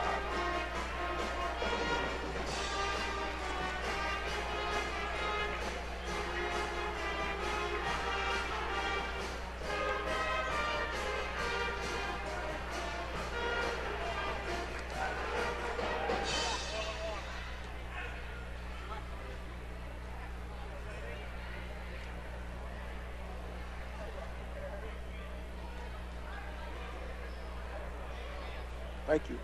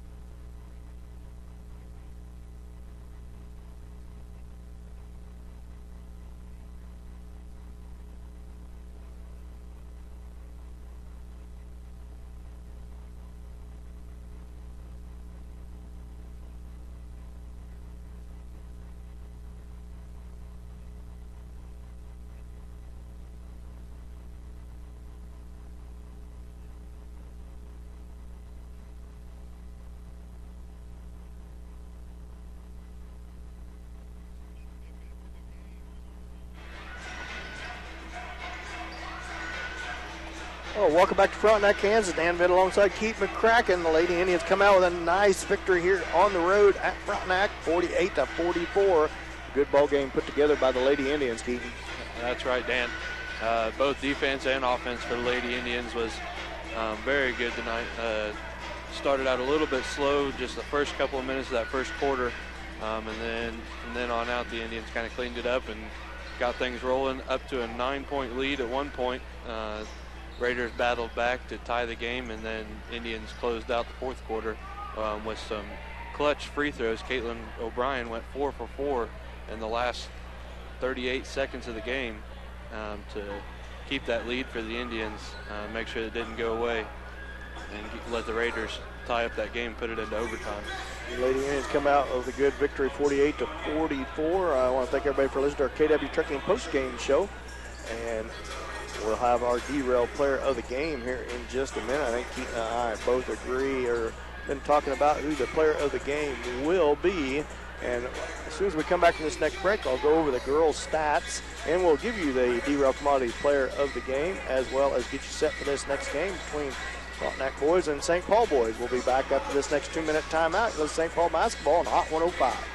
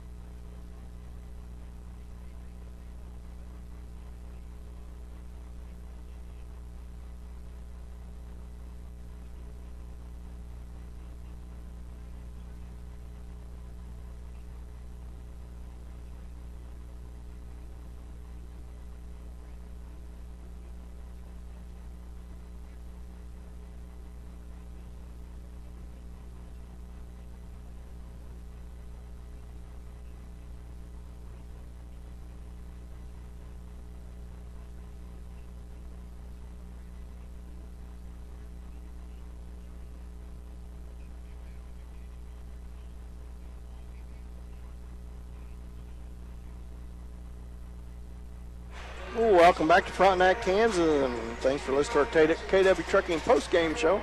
We'll roll right into our Richie's Pharmacy pregame show for the boys' game. We're going to finish up with the girls here in the first half. First half stats, Lady Indians come out with a 48-44 victory against a very good Frontenac team. St. Paul was led in scoring by Caitlin O'Brien with 19 points, 5 for 11 from the field overall. And she was followed close behind by Emily Winter with 11. Sydney Rice, the senior, had 7. Katie Coons with 5. McCracken and Wattrick both with 3 on the game. The Indians shot 31% overall from the floor, 36% from two-point land, 10% from three-point land, just 1 for 10 for threes. 77% from the free throw line. They only had 10 turnovers on the game, which is 6 in the first half, 4 in the second half, so that's a good number to have. And most of this, folks, they had 30 total rebounds, 18 led in offensive rebounds, 16 offensive rebounds, 14 defensive rebounds. So nice work on the boards underneath by all the girls on that rebounding to give the Lady Indians a 48-44 victory.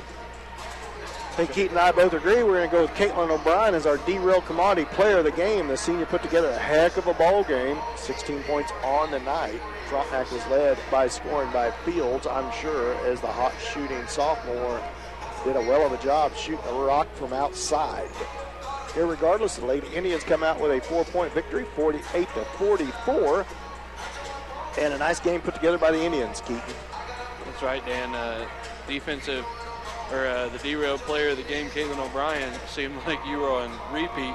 That's a nice hustle play. And then she came down clutch in those last 38 seconds with 4 for 4 on those free throws, and all throughout the game she's just here and there stealing the ball away, coming up with 2 points whenever we needed it. So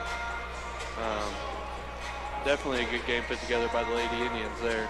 We're going to wrap up our KW Trucking post-game show as the Lady Indians' next matchup will be Monday night at Southeast Mid-Season Tournament at 5:30 versus Columbus.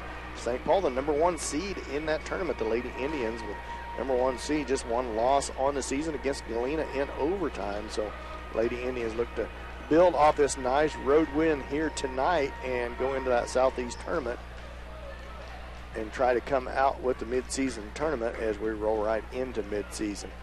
As we finish up warm-ups here, about 3:50 left to go until the St. Paul boys and Frontenac boys get started here. We'll be back after this last 2-minute timeout.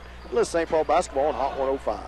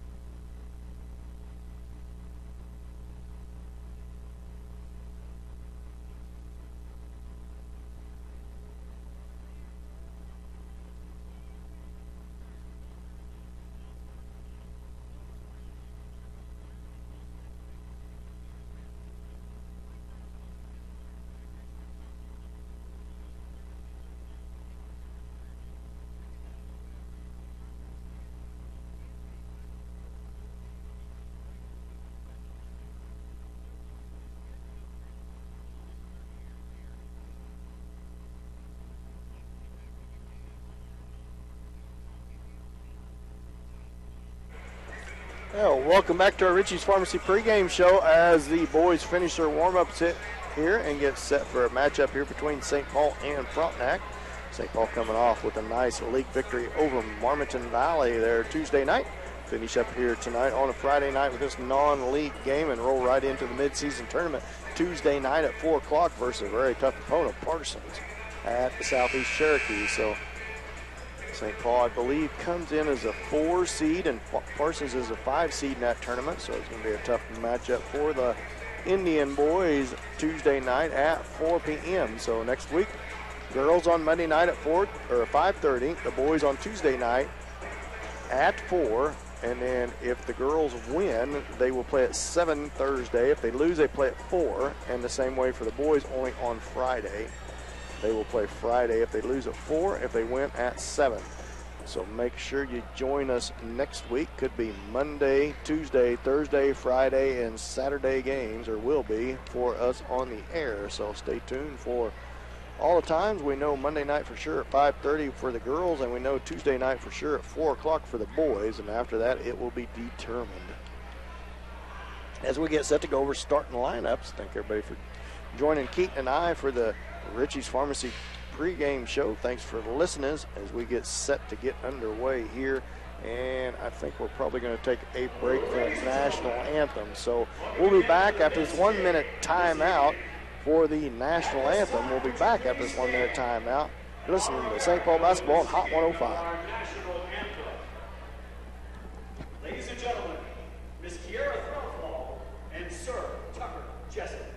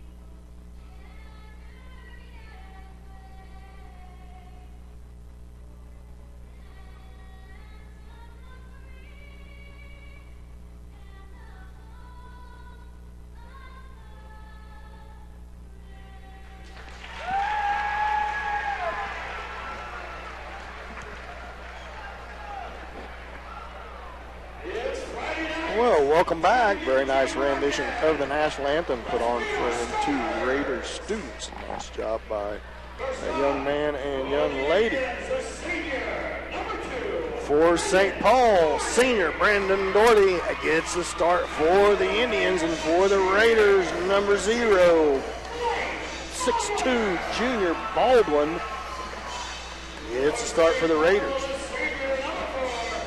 For the Indians, number 4, Caleb Pekka. And for the Raiders, Daniel Watts, a 5'10" senior, will get the start for the Raiders. Braven Bourne will get the start for the Indians. And Wilbur, number 12, will get the start for 6' senior for the Raiders. And last but not least, Kenny Haney gets the start for the Indians tonight.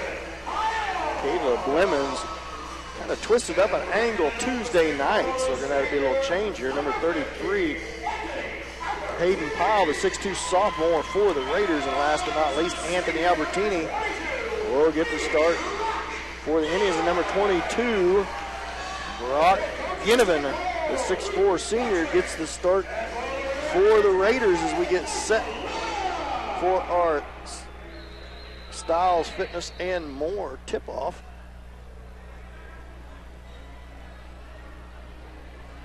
As we get set to go underway here in this ball game.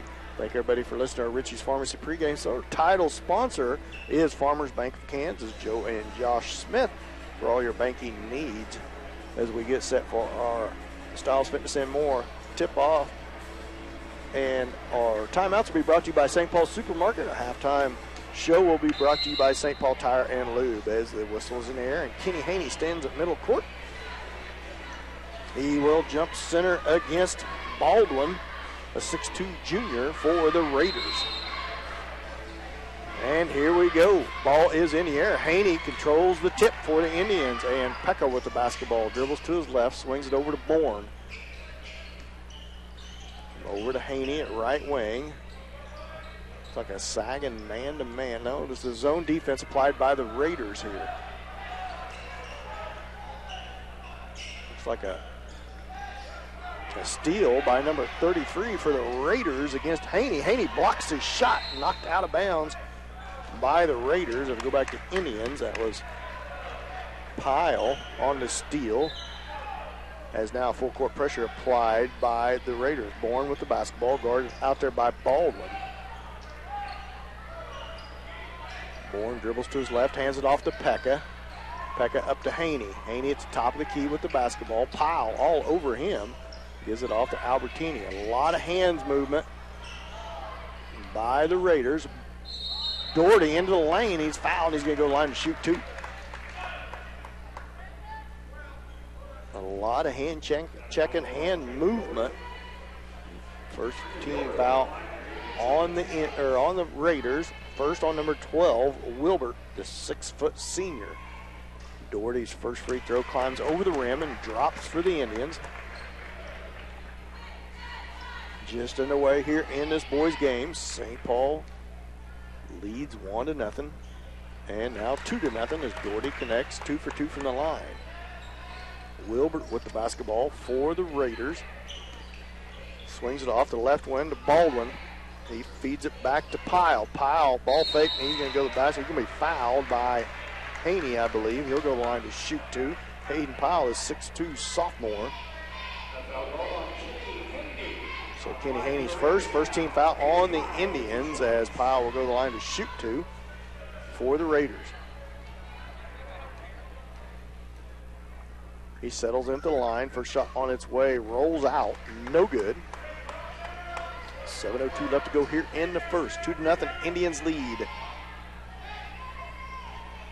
Pyle settles in for his second. It's on its way and in there, rattles in.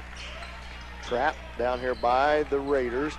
Pekka with the basketball behind the back in the center of the court. There's 4 Raiders down here. Gets it back to Bourne. The Indians need to get across half court. It's going to be 32nd timeout by Coach Watrick. Good timeout by him as Indians are going to have to start handling this pressure. There was 4 Raiders on the Indian side of half court. So if you can break the press, you could possibly get some baskets under your own or close to your own rim, but you got to push the ball up the floor one way or another. A lot of quickness and hand checking on this Raider defense. 6:52 left to go here in the first quarter. 2-1. Indians lead by 1. Indians basketball against this very aggressive Raider defense. Indians have a little bit of trouble breaking that press, picking up their dribbles early, and can't quite get those passes around those aggressive front neck defenders. Indians are going to be a little shallower at the ball handling with Lemons on the bench, and that's going to be a foul against the, what they're going to call travel from across the court on Bourne. That was clear across the court. Bourne was on the opposite sideline. Traveled called. There's a ref standing about 5 feet from Braven. He didn't make a call, but the one across the court did. Raiders basketball. Indians lead. 3-pointer on the way by number 12. Off the rim, no good. Rebound, Doherty. That shot put up by Wilbert. Bourne with the basketball. To the rim he goes. A lot of contact. He's going to go to the line and shoot 2. Good move by Braven Bourne, going hard to the rim. Second team foul on the Raiders. And that's going to be on Hayden Pyle, his first. Bourne goes to the line to shoot 2. Bourne with a nice aggressive drive to the basket for the Indians. His free throw's on its way and rattles in there. Gives the Indians a 3-1 lead. 6:33 left to go here in the first quarter. As Bourne settles in for his second. It's on its way and good. Indians 4 for 4 from the free throw line to start the game. Wilbert back with the basketball for the Raiders. Swings it over to Watts. Watts to Pyle. Pyle behind the back dribble, guarded out there by Haney. Back to Wilbert. He drives into the lane. Shot late. Foul on Kenny Haney. And that's going to be his second. And that's going to be the second team foul on. And that's going to send Caleb Lemons to the scorer's table. That's a good sign for the Indians. He looked like he banged up an ankle pretty good at Marmonton Valley the other night. First free throw on its way by Wilbert is good. As Haney comes out and Lemons goes into the game. 4-2, Indians lead. Wilbert at the line to shoot his second. It's on its way and right through there and good. Here comes the trap defense. Doherty feeds it back to Pekka. He about loses it 3 times. And there's going to be a foul on the floor on the Raiders. Third team foul on the Raiders. And that's going to be on number 12, Jake Wilbert, 6-foot senior. That is an aggressive press defense by Frontenacs. The Indians are going to have to get a handle on this pressure. Now, man-to-man defense applied by the Raiders. Doherty with the basketball towards the rim, kicks it out to Lemons. Lemons, little 13-footer, off the rim, no good. Doherty chases it down and loses it, tries to go behind the back. And Baldwin with the rebound. Baldwin feeds it to Watts. Watts over to number 22, Ginnivan. Watts with it, tries to drive against Pekka, has it stripped right out of his hands. Pekka feeds it back to Doherty. Doherty back to Pekka. Back to Doherty. Doherty with a couple ball fakes against Baldwin. Ball in his hand, 5:40 left to go in the first. Doherty feeds it out to Pekka at the baseline. Dribbles his left hand, feeds it off to Lemons, top of the key. He's guarded by Pyle. Out top to Bourne. 4-3, Indians lead by 1. Lemons bounce pass over to Doherty. Doherty has Baldwin on him. Doherty drives the baseline. Tough shot by Doherty on the baseline. Gets it to go. 6-3, Indians up by 3. Right back down comes Baldwin for Frontenac. Into the lane underneath, and he's going to walk with the basketball. So good defense by the Indians. Cause a turnover against the Raiders. Here comes the pressure by the Raiders. Raiders timeout. It's going to be a 30-second timeout. We'll be back after this 30-second timeout. You're with St. Paul basketball on Hot 105.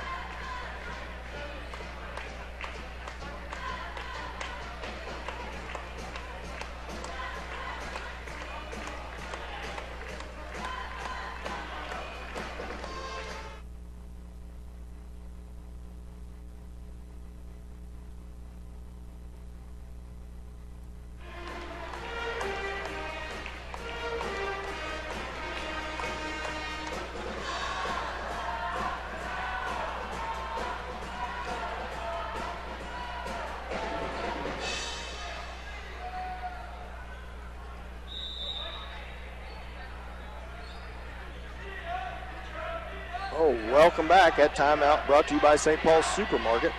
And a steal by Frontenacs. And the score is Ginnivan. And 2 turnovers in a row against this pressure is give the Raiders the basketball and a chance to take the lead. The pressure causing the Indian fits as is unable to even get the ball inbounds. As Ginnivan with the basketball, creating 2 turnovers in a row. Frontenac trail 6-5, but have possession of the basketball. Watts with the basketball, feeds it to Ginnivan. Ginnivan to free throw line, guarded by Albertini. Number 23 in the game for the Raiders. Shot to the baseline is good. Here comes the pressure by Frontenac. Bounce pass in the center, and that's going to be a foul on Baldwin on the reach. 4th team foul on Frontenac. Frontenac leads 7-6. Off the score by number 23, Brown, who's just in the game, a 5'11 senior. Feed back from Pekka into Bourne. He's picked up out there by Brown. Over to Peckett, left wing. Up top to Lemons. Bounce pass over to Bourne. Bourne over to Albertini. Albertini to the corner to Lemons. Back to Albertini. Hands it to Doherty. Doherty guarded by Baldwin. Halfway through the first quarter. Doherty loses his footing. Gives it off to Bourne. Bourne into the lane. 15-foot jump shot. No good. And that's going to be a foul on Pekka over the back. And it'll be the third team foul on the Indians. First on Pekka.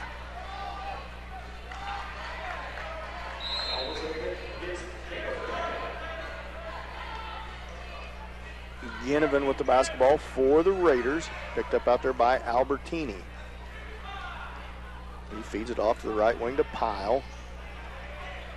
Pyle bounce back to Ginnivan. And a give and go to Pyle. They're going to get together. Nope, they're going to call foul under the basket. The one under the basket called the foul. He called it on the floor or on the shot. He never really even got his hands at it yet. They're going to call it on the shot. And that's going to be the first on Lemons. 14 foul on the Indians. Powell makes his first free throw. Gives the Raiders an 8-6 lead.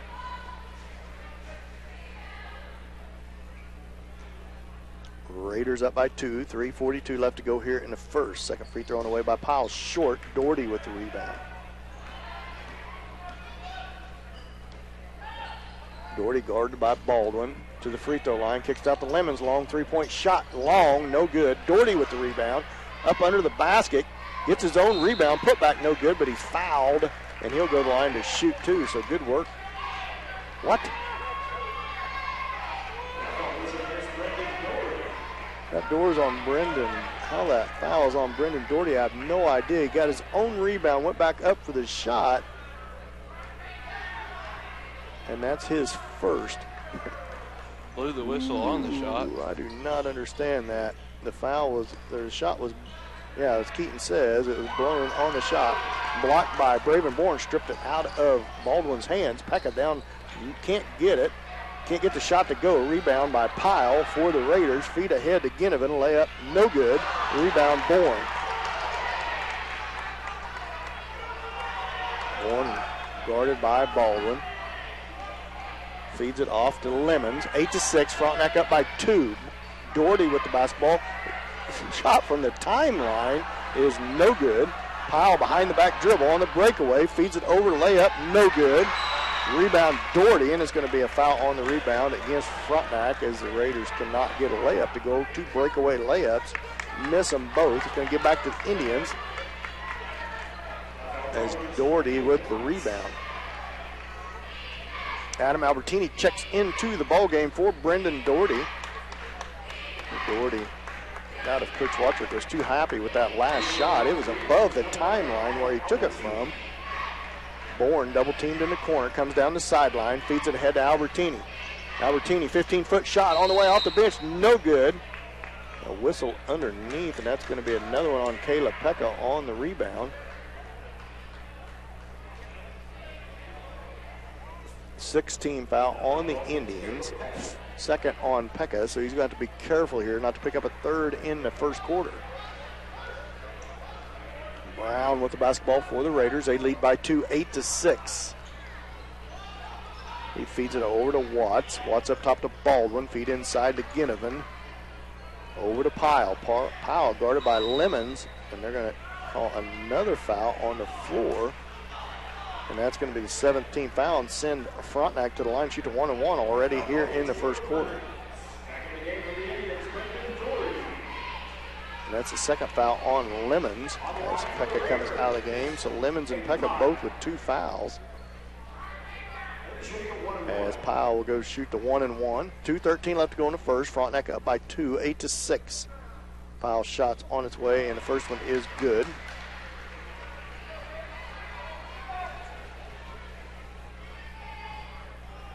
As Pyle settles in at the line for his second. Frontenac leads by 3, 9-6. His second on the way and right through there.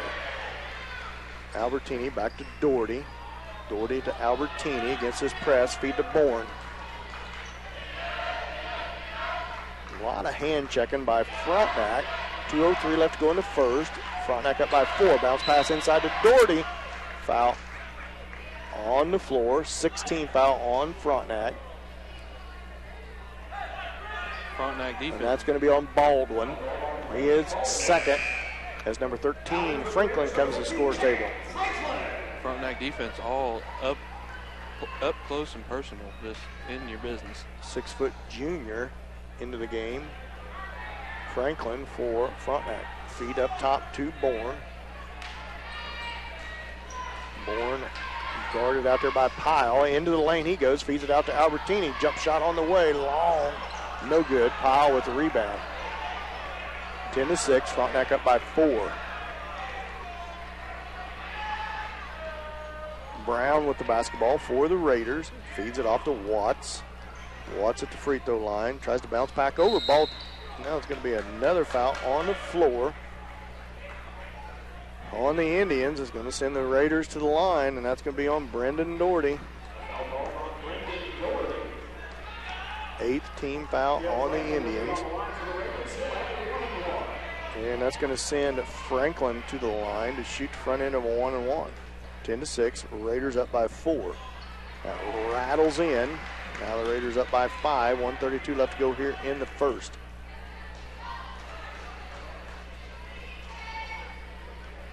Franklin settles in for a second. It's on its way. No good. Doherty with the rebound. Albertini comes back down with it. Feeds it to Bourne. Bourne three-point shot left wing. Off short. No good. Rebound Raiders. Feed ahead to Watts. Watts drives against Doherty. Bounce passes it in. Layup good on Franklin. Cut to the basket. 13-6. Now all of a sudden a 7-point lead for the Raiders. Got numbers here. Somebody should have went to the basket hard as Lemons. Now Bourne does. Left-handed shot. No good. Bourne looks at his arm like he was hammered on his arm. Over to Watts. 3-point shot by Watts is good. Timeout. Coach Watrick, 30-second timeout, 16-6, 10-point lead for the Raiders. So the Indians did a pretty good job in the first half of this first quarter, but the Raiders have really heated up in the last few minutes, causing some havoc on the Indians, and they lead 16-6. 18 fouls on the Indians, 6 on the Raiders, and we're not through the first quarter yet. Less than a minute to go in the first quarter. Timeout St. Paul. Coach Watrick try to make some adjustments here. The Indians one and done on offense. One shot, can't get it to go. No rebound, no offensive rebounding. So they're going to have to do a better job on the boards. Kenny Haney and Caleb Pekka both on the bench with 2 fouls already in this first quarter. So very aggressive play by Frontenac, and they lead 16-6. They are the aggressors on defense, and yet another steal by Ginnivan. Albertini with a bad pass, lazy passing, and Ginnivan with all his length, pretty sneaky down there. 12-point lead. And they feed over the top of Albertini, and another turnover on the Indians. Give it right back to the Raiders. So this press is just wreaking havoc on the Indians as Easton Dent comes to the scores table for the Indians.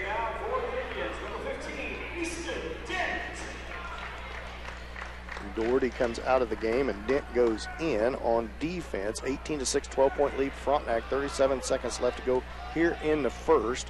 Frontenac with the basketball. Watts with the basketball. Left wing just come off from making a three-pointer. Zone defense. 2-3 zone applied by the Indians now on defense. Pyle with the basketball about to Watts. 20 seconds left. And it's going to be out on Frontenac. Turnover. Gives it back to the Indians as they retreat into defense with 19 seconds left to go here in the first. See if the Indians can get a score here at the end of the first quarter as Coach Watrick tries to set up a play. Bourne picked up out there by Brown. Feeds it off to Albertini. 8 seconds left. He drives the baseline, kicks it out to Dent.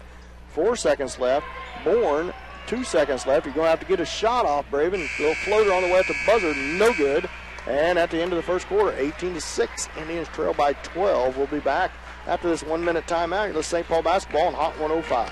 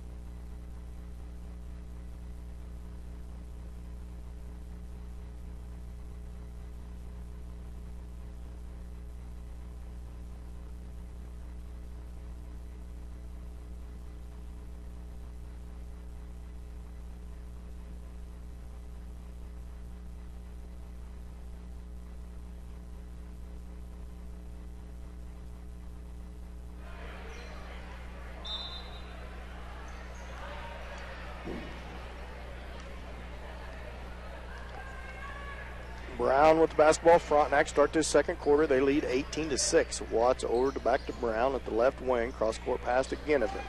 Ginnivan pass inside to Pyle. He's guarded by Albertini. Dish inside. Shot. And a late whistle again. Underneath is going to send Frontenac to the line to shoot two. It's going to send Franklin to the line to shoot two. And that's going to be on Brendan Doherty, who just picked up his third foul. Every one of them shots cannot be a foul. Doherty with a 6-inch height advantage over Franklin. Him and Haney both. As the foul frustrations for the Indians continues. Brendan Doherty's just picked up his third foul in the first 15 seconds of the second quarter. Pekka with the basketball. Bounce pass over to Bourne. Bourne splits. Kenny Haney cross-court pass stolen away in there by Pyle. And that's going to be a foul on Bourne. And that's going to send Pyle to the line and shoot the 1-and-1.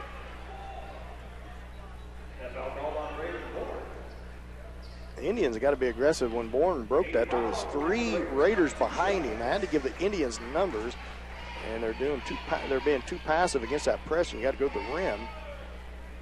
19-6, 13-point lead as Pyle goes to the line to shoot 1-and-1. He makes a double bonus now.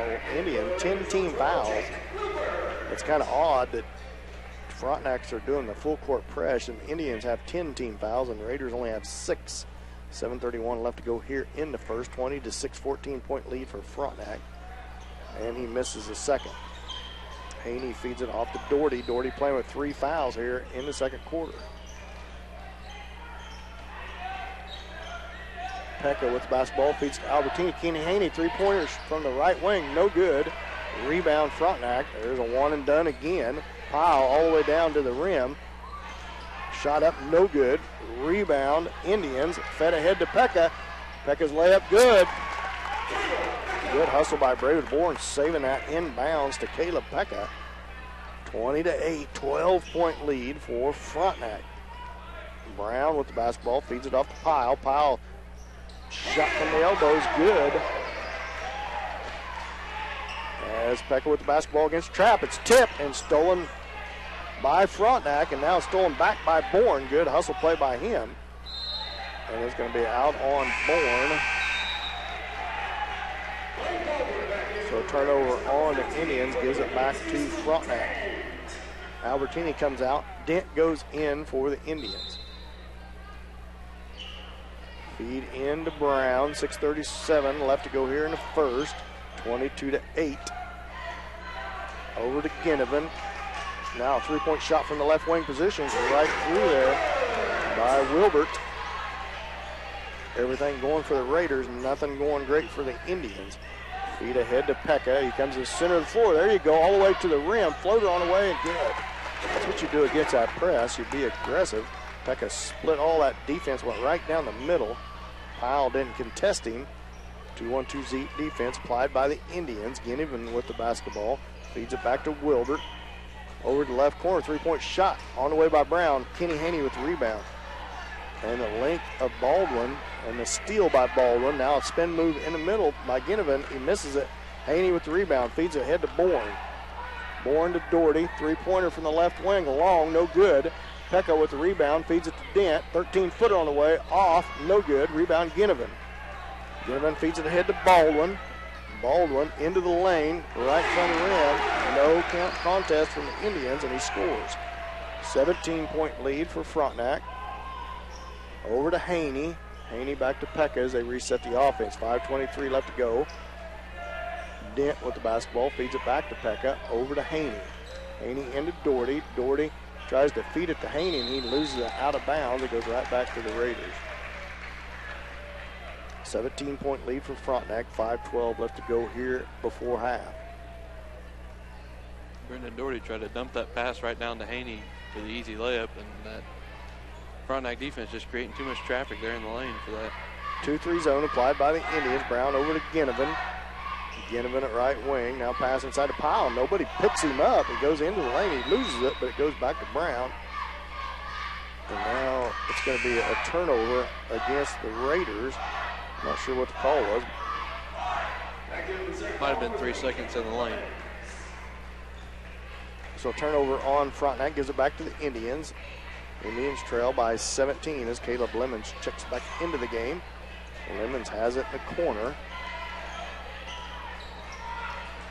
And Lemon goes down the sideline with it. As they break to press, gets it off to Bourne, top of the key. Bourne over to Lemons, left wing. He's guarded out there by Brown. Shot from the free throw line by Lemons is short, no good. Dent tries to get the rebound, and that's going to be out on the Indians again. And I thought Pyle touched it last. But he dribbled it right out of bounds. It looked to me like it was off of Pyle's fingertips. Either regardless, they call it off the Indians, so it goes back to Frontenac. Indians can't get a shot to fall. 27-10, 4:28 left to go here before half.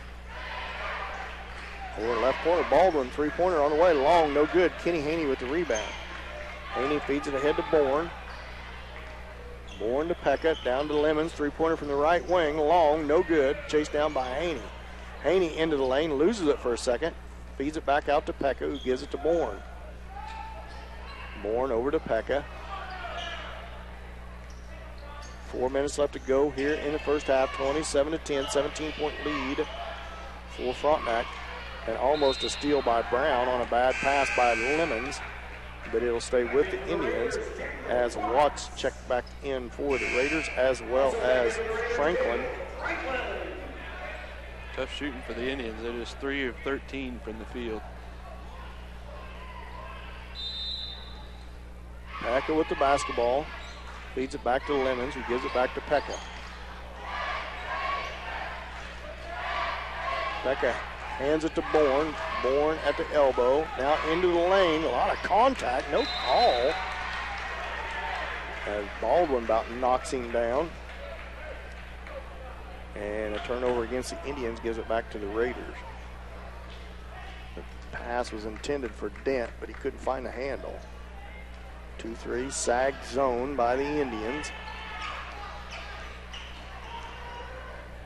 Wilbert with the ball, feeds it over to Baldwin, back to Watts, back to Wilbert, drives down the baseline, and they're going to call a charge against Wilbert, and it's going to be Indians basketball as Ginnivan comes back into the game. Good defense by Easton Dent to take that charge as Adam Albertini comes back into the game for the Indians. As that's the third foul picked up by Wilbert on the player control. That's his 7th team foul on the Raiders, but will not send the Indians to the line on the player control.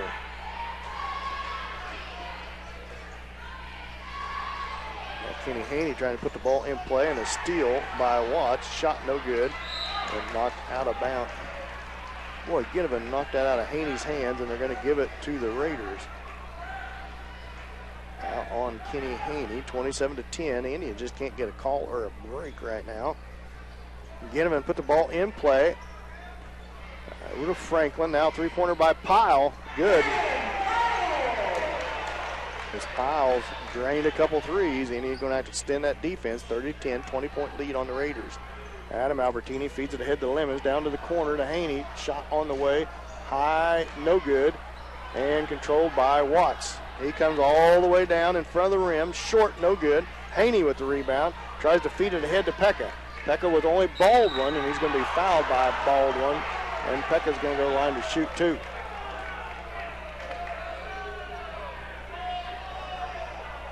Each coach better get used to it because they're going to call that every time, no matter if it's a block or not a block. Yeah. As they call Baldwin with the body, that's his third foul. He'll have to come out of the game. 8th team foul on Frontenac as number 5, Cleland, the 6-foot junior, set to check in for Baldwin as Pekka rattles his first one in.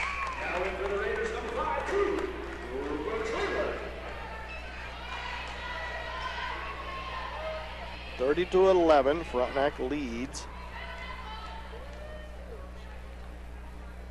And second shot on the way, in and out, no good. Frontenac with the rebound, Watts with the basketball. Back over to Franklin.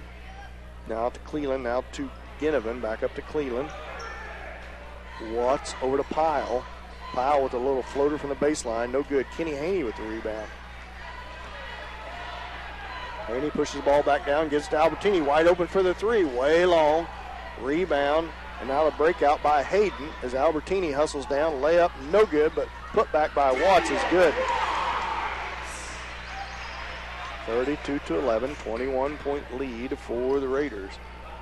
Albertini with the basketball into the lane, floater on the way, no good, but he's fouled, and he's going to go line and shoot two. 2:13 left to go before half. 32-11, 21-point lead for the Raiders.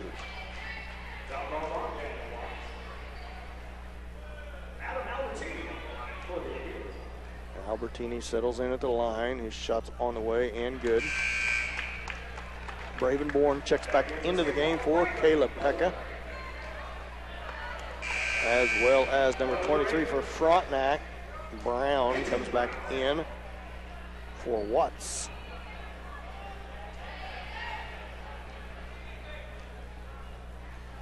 Second shot by Albertini on the way, off hard, no good. Rebound Franklin. Now Ginnivan with it.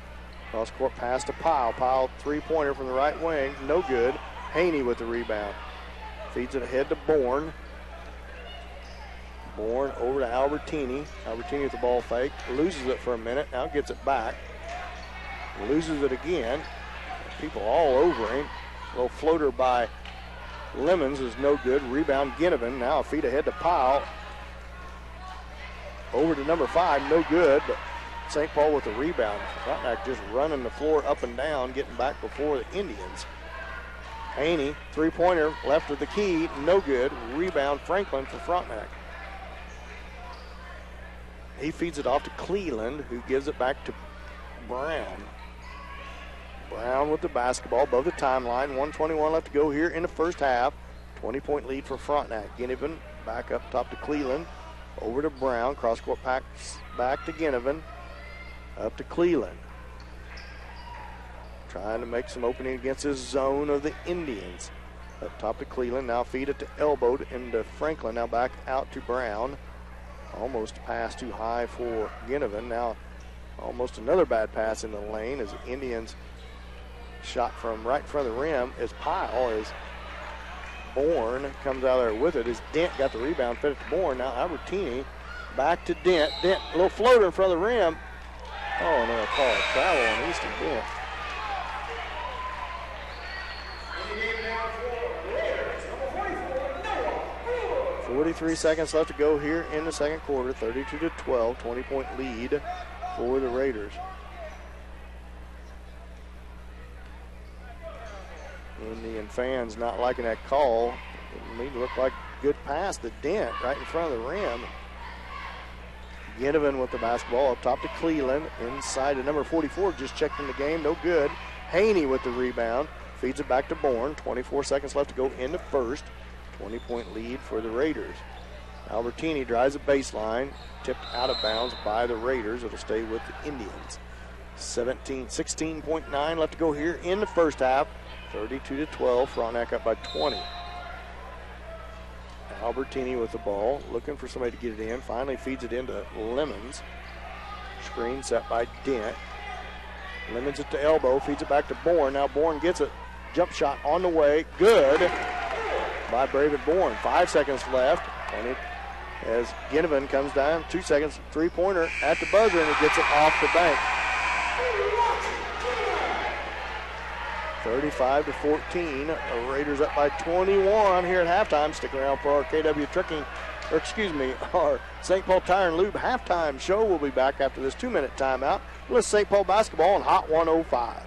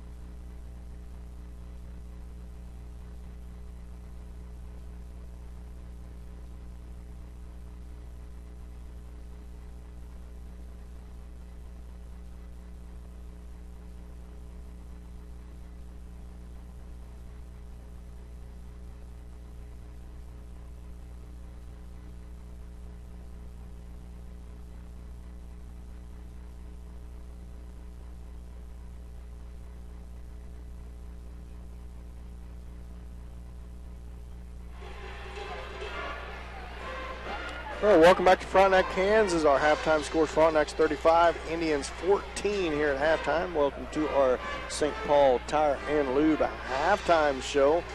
Pretty rough half for the Indians. Aggressive Frontenac defense just wreaking havoc on the Indians on that full court pressure, Keaton. That's right, Dan. The Raiders playing that jalapeno defense. They're a jalapeno business.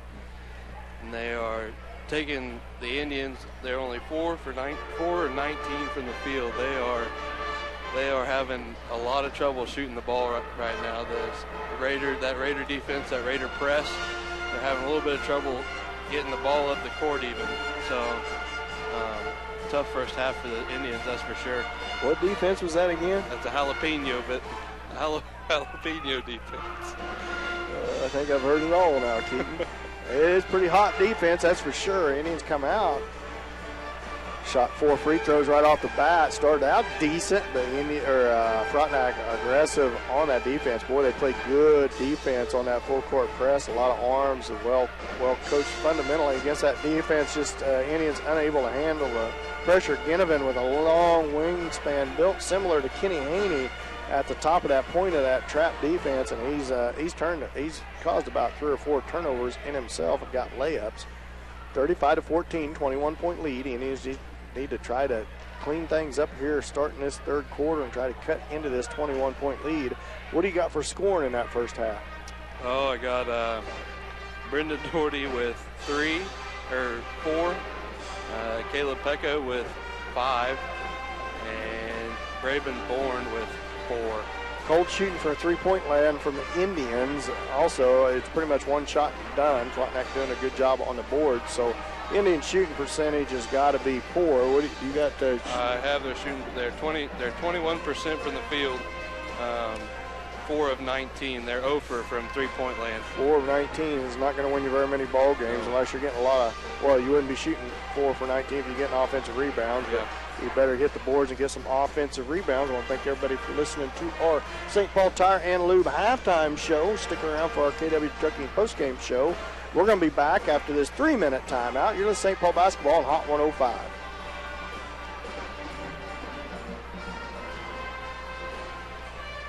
Marissa, I'll holler at you when we're back, okay?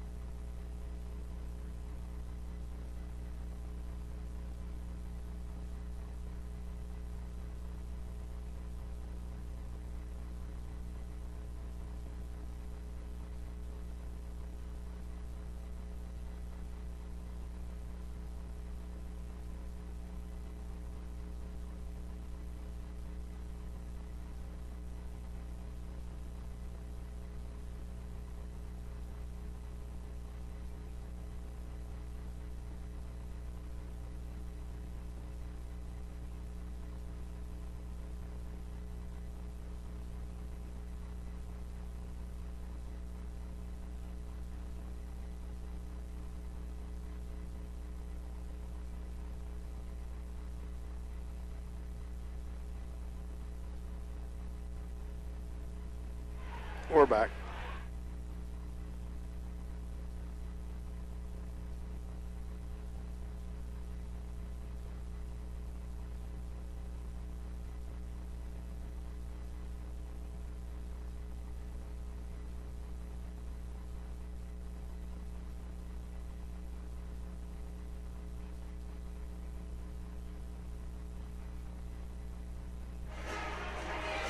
Well, welcome back to Frontenac, Kansas. I want to thank everybody for listening to our St. Paul Tire and Lube halftime show, where Indians, in a rough one here, they trailed 35-14 here at halftime against a very good Raider team, as both teams back out on the floor, finishing their warm-ups here before the second half.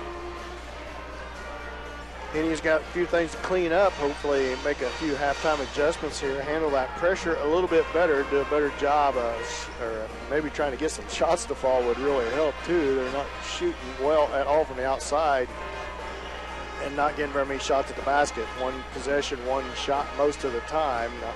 Indians in a little bit of foul trouble too, as Caleb Pekka, Brendan Doherty, and Haney all spent some time in the bench on that second quarter because they was in a little bit of foul trouble. So see what the Indians can get rolling here in the second half, as both teams finishing things up, getting the balls put away, and we are set to get underway for our St. Paul Styles Fitness and More tip-off here in the second half. It will be St. Paul basketball, I believe, to start this second half. Well, Keaton, what do you think we need to do to get back in this ballgame?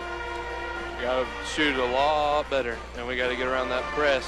I'm sure Frontenac will come right back out in that press, that aggressive press. Frontenac, a very good team, very athletic, you can tell, as well are the Indians too. The Indians, quite honestly, did the same thing at Galena the other night. They let Galena get out to a pretty good first half lead. The Indians played with Galena and maybe even outscored them in that second half by a little bit, but Galena they got up to like a 25-point lead in that first half and ended up winning by 23, I believe. So Indians settled down in that second half against Galena. They need to do the same thing against the Raiders here.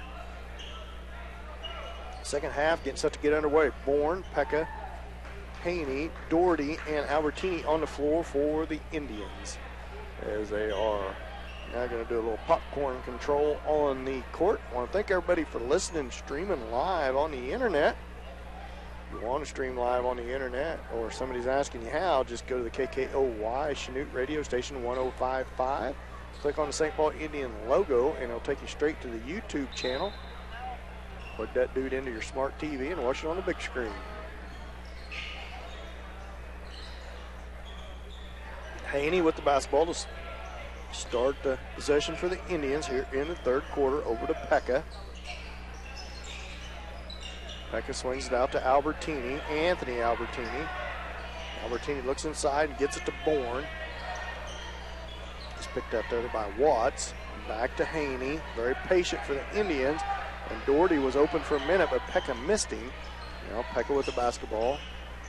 Three-pointer by Kenny Haney, top of the key. Crawls off the rim, no good. Rebound, Pyle. Pyle gets it ahead to Brown. Brown brings it across half court. Brown, Ginnivan, Watts, Pyle, and Wilbert in the game for the Raiders. Ginnivan up to Watts. Watts swinging around. They give it back to Ginnivan. Now shot by Pyle. Short off the rim. Caleb Pekka with a rebound. Pekka pushes the ball back down the floor across the timeline. Picked up out there by Wilbert. Bourne over to Haney. Haney back to Bourne at right wing. He's guarded by Watts. Into the lane he goes. Floater on the way with his left hand. No good, but he's fouled on the shot. Should go to the line to shoot two. First team foul on the Raiders in the second half. Third on Watts. Watts, a 5'10 senior. Baldwin back to the scores table for the Raiders to come in for Watts after Bourne shoots his first. Bourne's first free throw crawls over the rim.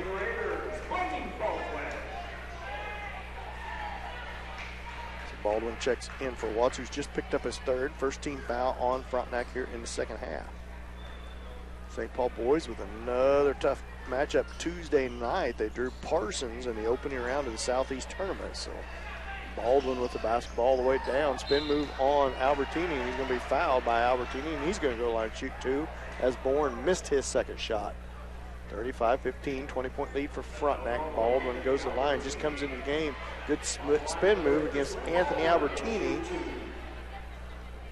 as Baldwin settles in. His first is on the way, off the back iron, no good. Baldwin, a 6'2 junior. Second shot on its way, and it's going to be a violation on Baldwin as he got into the lane too quick. Hayden Powell, 33, 6'2", just a sophomore, very good ball player. Bourne with the basketball, starts down the sideline, dribbles out of a trap to the center of the court, counts on. Now feeds it ahead to Doherty. Doherty thought about throwing it to Albertini and was way too late, caught himself, ended up tipping it out. Ball is loose. The Indians cannot doing a better job on the board, but they can't get a shot to fall. Ginnivan looked like he drug his foot, but no call, and he feeds it ahead to Pyle. Pyle brings it across the timeline, feeds it back to Ginnivan. Ginnivan over to Brown. Brown back up top, over to Brown. Now back up top to Wilbert, almost steal by the Indians. Wilbert was shot, three-pointer, no good. Kenny Haney with the rebound. 5:45 left to go here in the third. Doherty with the basketball. Into the lane, feeds it out to Albertini. He passes on the baseline jumper. Doherty with the basketball at the free throw line. Loses it for a second. Now it's going to be a drag on the arm on number 23, Brown. Doherty lost it. Had it in between his legs, got it picked up, but Brown had a hold of his arm on the way back up. So kind of an innocent little foul by Brown, but an obvious one. Feed up top to Pekka. 2 team fouls on Frontenac in the second half. Bourne, three-point shot, left wing. Yes! Ravenborn gets it to go. Now the Indians are going to do a little trap defense of their own. Pretty easy break because the Indians wasn't really set up to it. It's sad to say, but they had that set from halftime. You could tell the way Coach Wattrick was hollering off of a make, but we haven't made very many shots, so they wasn't used to getting into it. That's out of bounds on Pyle, so Indians got a chance to cut back into this Frontenac lead. 35-18, Frontenac leads. 5:02 left to go in the third. See if the Indians can string some offensive possessions together. Heat up a little bit on the shooting. Pekka breaks that press over to Doherty. Three-point shot. Doherty left wing. Long, no good. Rebound Ginnivan. Ginnivan pushes the ball back down the floor. Down the little lane he goes. The layup good, and he's fouled as he drove past every Indian there was. And I believe that's going to be Brendan Doherty's fourth foul. Doherty's picked up his fourth foul. 4:48 left to go in the third as Brendan shakes his head in disgust because obviously he does not agree with the call. Ginnivan went past everybody right down the center of the lane, and he completes the three-point play, and it's back up to a 20-point lead. Pekka right back down, hands it back to Bourne. Swat by Baldwin. Doesn't get out of Bourne's hand. He feeds it over to Pekka. Pekka over to Doherty. Into Haney. Haney, a couple moves on Pyle. Shot good from the baseline. Good move, Kenny Haney. With a couple moves up on Pyle. Doherty playing with 4 fouls now. Pretty feed ahead to Pyle. Pyle loses it in the lane. Ball's on the floor a couple times. Feeds to Brown. Now over to Baldwin. Baldwin, and that's going to be a block on Anthony Albertini as he was just standing there. Baldwin initiates all the contact. Third team foul, and that's going to send Baldwin in the line to shoot 2. That's one of those nose calls because Baldwin initiated all the contact. Anthony was standing there with his feet spread apart in one spot, did not move a muscle, and it was just contact. And it's either, you can't hardly call a charge because Anthony didn't fall down or anything, but that's one of them calls you just swallow your whistle because in rights, Baldwin's the one that initiated the contact. And Baldwin makes both free throws. And Doherty throws it right out of bounds, and it's turnover on the Indians as he missed Bourne. 40-20, 20-point lead for Frontenac. It's going to be Frontenac's ball under their own basket. 4:10 left to go here in the third. Feed out to Baldwin. Baldwin against Bourne, now to the corner to Brown. Brown's now picked up by Bourne. Over to Baldwin. Baldwin to Pyle. Pyle gets back out to Baldwin. Doherty still being aggressive on that ball. Fake three-pointer by Wilbert. Now to Baldwin, and he's going to get blocked again by Anthony Albertini. Fourth team foul on the Indians. And that's going to, sure, it's on the floor, so it's going to be Raiders ball under their own basket. Pass up top to Ginnivan, over to the wing to Baldwin. Baldwin gets it tipped away.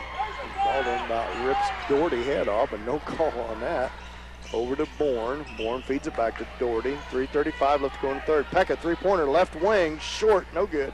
Kenny Haney had the rebound, had it stripped out of his hands.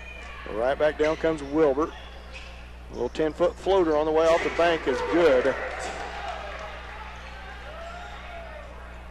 Pekka with the basketball. Feeds it back to Bourne. 3:13 left to go in the third. 22-point lead for the Raiders.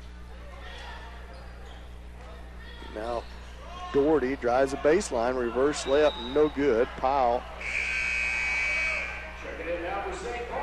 And that's blocked by Pyle. Goes out of bounds. They call it off on Doherty as Lemons comes in for Doherty.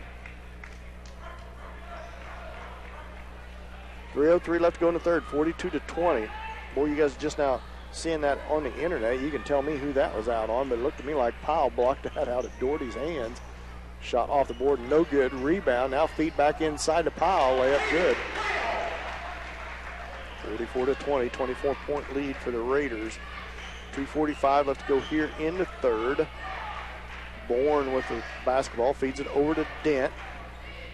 Dent in the ball game for the Indians. Picked up out there by Ginnivan. Bounce pass inside to Haney. Ball fake, layup good. Good shot by Kenny Haney. Good feed to Dent from Dent. Ginnivan right back down with the basketball. Stands at the left wing. Feeds it back up top to Brown. Brown above the timeline. Just holds the basketball over to Ginnivan. Bounce pass inside. Poked away. Stolen out there by Pekka. And it's going to be a foul on somebody for the Raiders. On Pyle. Third team foul on Frontenac. Second on Pyle. 2:11 left to go here in the third. 44-22. Franklin comes into the ball game for Baldwin.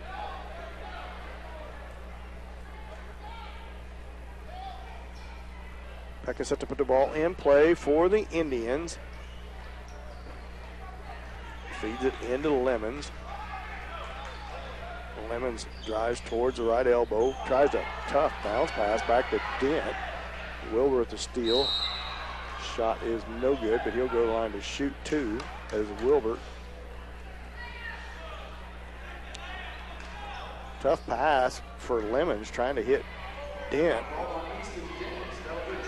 way up above the free throw line, and you knew if that didn't work, the steal was going to go right back down the other end, and as it did, foul by the Indians, puts Wilbur to the line to shoot two. He makes the first. 45-22, 23-point lead for the Raiders.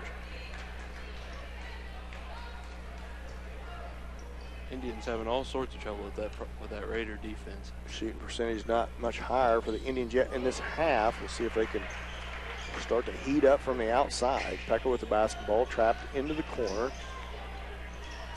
Pekka comes down the middle, tipped up the air, and stolen by the Raiders. Feet ahead to Ginnivan, and he's fouled. He makes it, and he's fouled by Pekka. He'll go to the line, try to complete three-point play.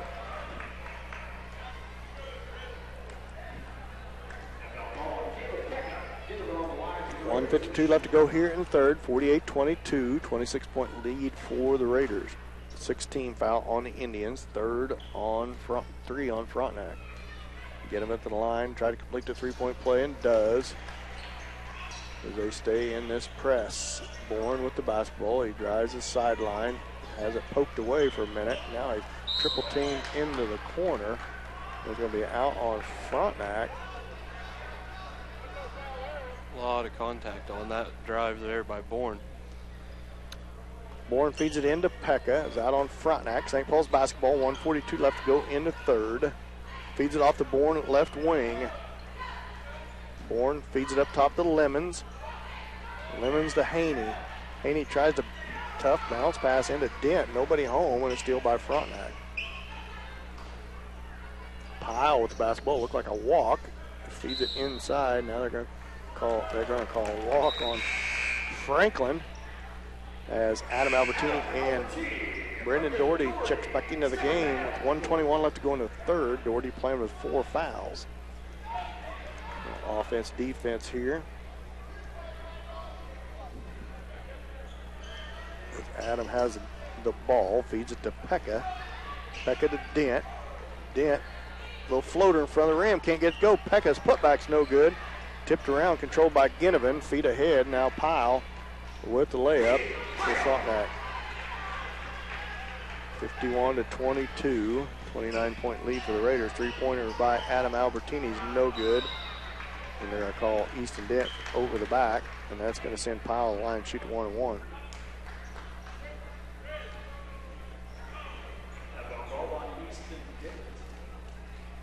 .3 left to go in the third. 51-22. Raiders up. Jake Wilbert on the line for the Raiders. We're in a 1-1 situation. Wilbert, the line to shoot the front end of a 1-1.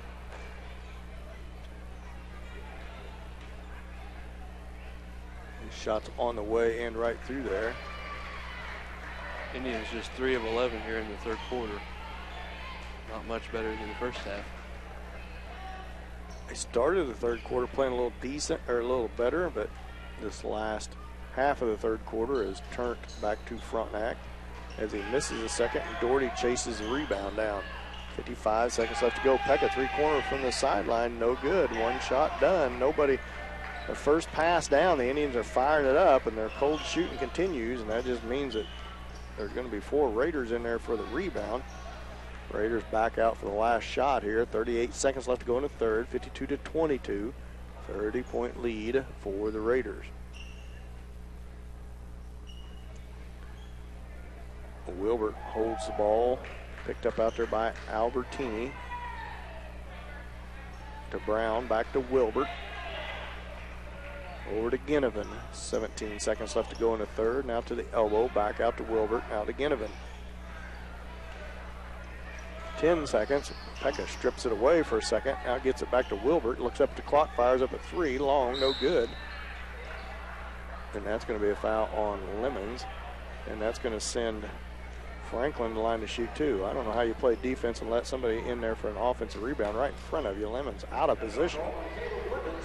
Franklin got position on Lemons, and he's going to go shoot a 1-1. 8th team foul on the Indians, 3rd on Lemons.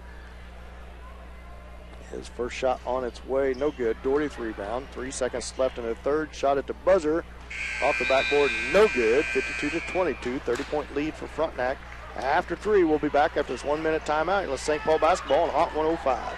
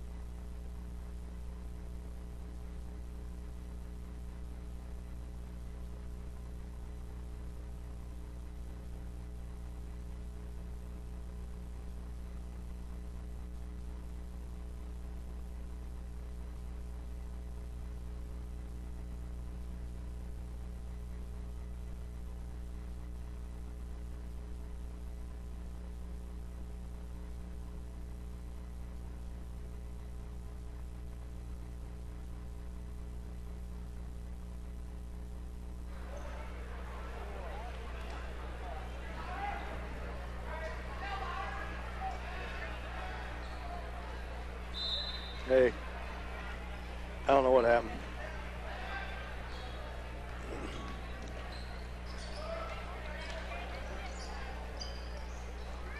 Just underway in the fourth quarter. Frontenac with the basketball. Almost a steal by Adam Albertini. Good hustle by him. Watts with the basketball for Frontenac. Gets it off to Cleland. Cleland with the shot. Gets the roll from the baseline. 54-22. Frontenac leads. Brendan Doherty with the basketball for the Indians. Shot to free throw line. Short. No good. Rebound Frontenac. Watts with it. Guarded by Albertini. Right now it's Haney, Bourne, Anthony Albertini, Brendan Doherty, and Adam Albertini in the game for the Indians. Cleland in the lane, kicks it out. Three-pointer on the way by Watts. He's good. I guarantee you Frontenac's not shooting under 30%, Keaton. That is for sure, Dan. Bourne with the basketball for the Indians. It's underway here in the fourth quarter. It'll be a running clock with more than a 30-point lead. Indians are going to have to put this game behind us because it's not going to get any easier come Tuesday night. I know they have to be frustrated with the foul calls and everything that's went on, and especially their shooting, but they're going to have to put this game quickly behind them and get back to business. Tuesday night, they will play Parsons at 4 o'clock, and that will not be an easy matchup. Parsons, although maybe the 5th seed, a very athletic, a very good shooting ball team from the. So look for the Indians try to clean things up before Tuesday as Grant Hutcherson comes to the scores table for the Indians. Shot blocked by Haney. A rebound, Braven Bourne. Bourne out to Doherty, long three-pointer from the left wing, off the back iron, no good. Braven Bourne secures a rebound, three-pointer by him, top of the key, and he gets it to go. 5:57 left to go in the game. 57-25. 33-point lead. Or 32-point lead for the Raiders. Shot by Watts, three-pointer. 2 for 2. The last 2 threes he's canned, both from the left-hand side. Doherty back down into the lane, kicks it out to Albertini. Albertini hands it back to Doherty. He drives a baseline, layup good. Still playing hard are the Indians, 60-27, 33-point lead for, 33-point lead for the Raiders. 5:18 left to go in the game. Watts with the basketball, this time off his foot and out of bounds. Off of something. Hutcherson in the game for Anthony Albertini. As now it is Doherty, Albertini, Adam Albertini, Braven Bourne, Kenny Haney, and Grant Hutcherson in the game for the Indians. Good drive to the basket again by Doherty, and he scores.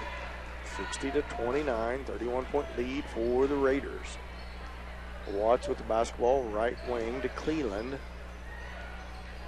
Cleland, they almost get a stop now. It is stripped away by Hutcherson. Feet ahead to Doherty. Doherty reverse layup is good. Doherty with the last 3 scores for the Indians. 60-31, 29-point lead for the Raiders. Brooks in the game, and bad pass by him as he thought Johnson was cutting to the rim. Little full court pressure applied by Johnson for the Raiders. Doherty's with the ball in his hands halfway through this fourth quarter. 60-31, Frontenac leads. Doherty to the rim again, feeds it off to Haney. Three-pointer by him from the right wing, off the rim, no good. Watts with the rebound for Frontenac. Watts down against Adam Albertini, goes into the lane. Tough shot by him, no good. Rebound Brooks, putback's good. And he's fouled, and he'll go to the line and try to complete 3-point play.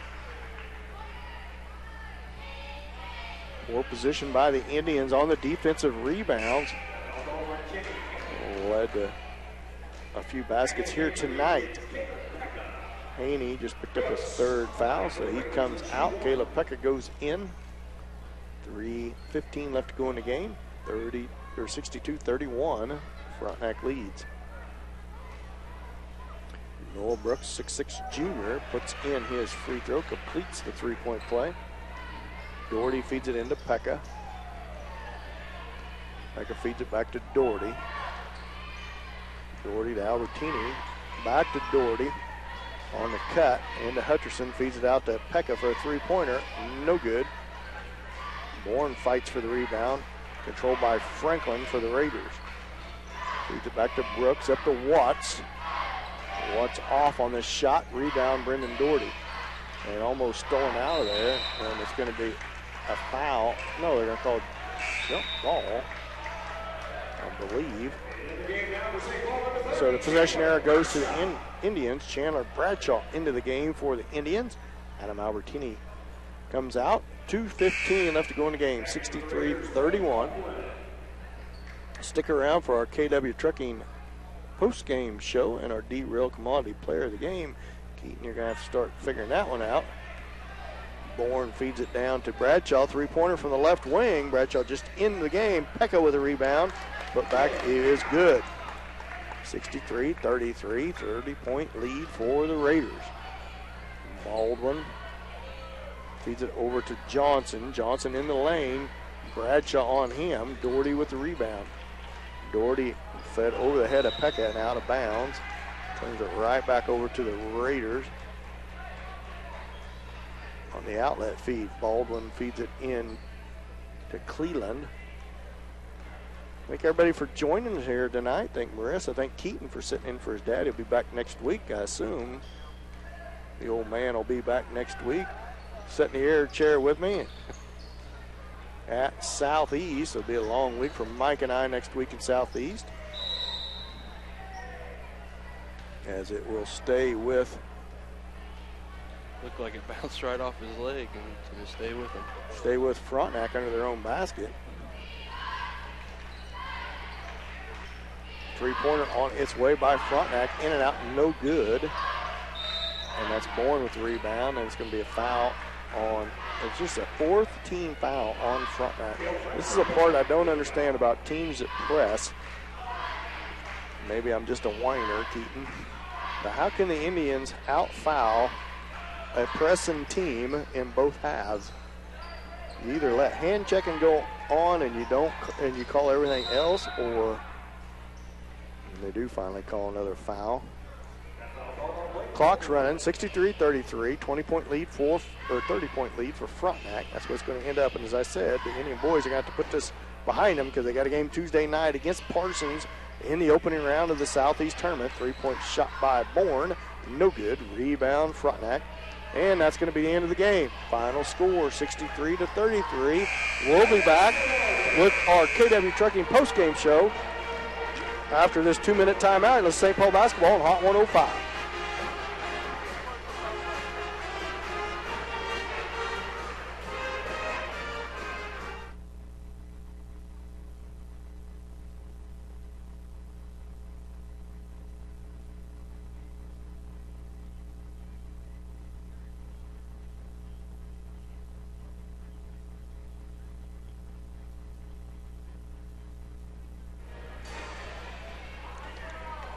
Marissa, just making a 1 minute.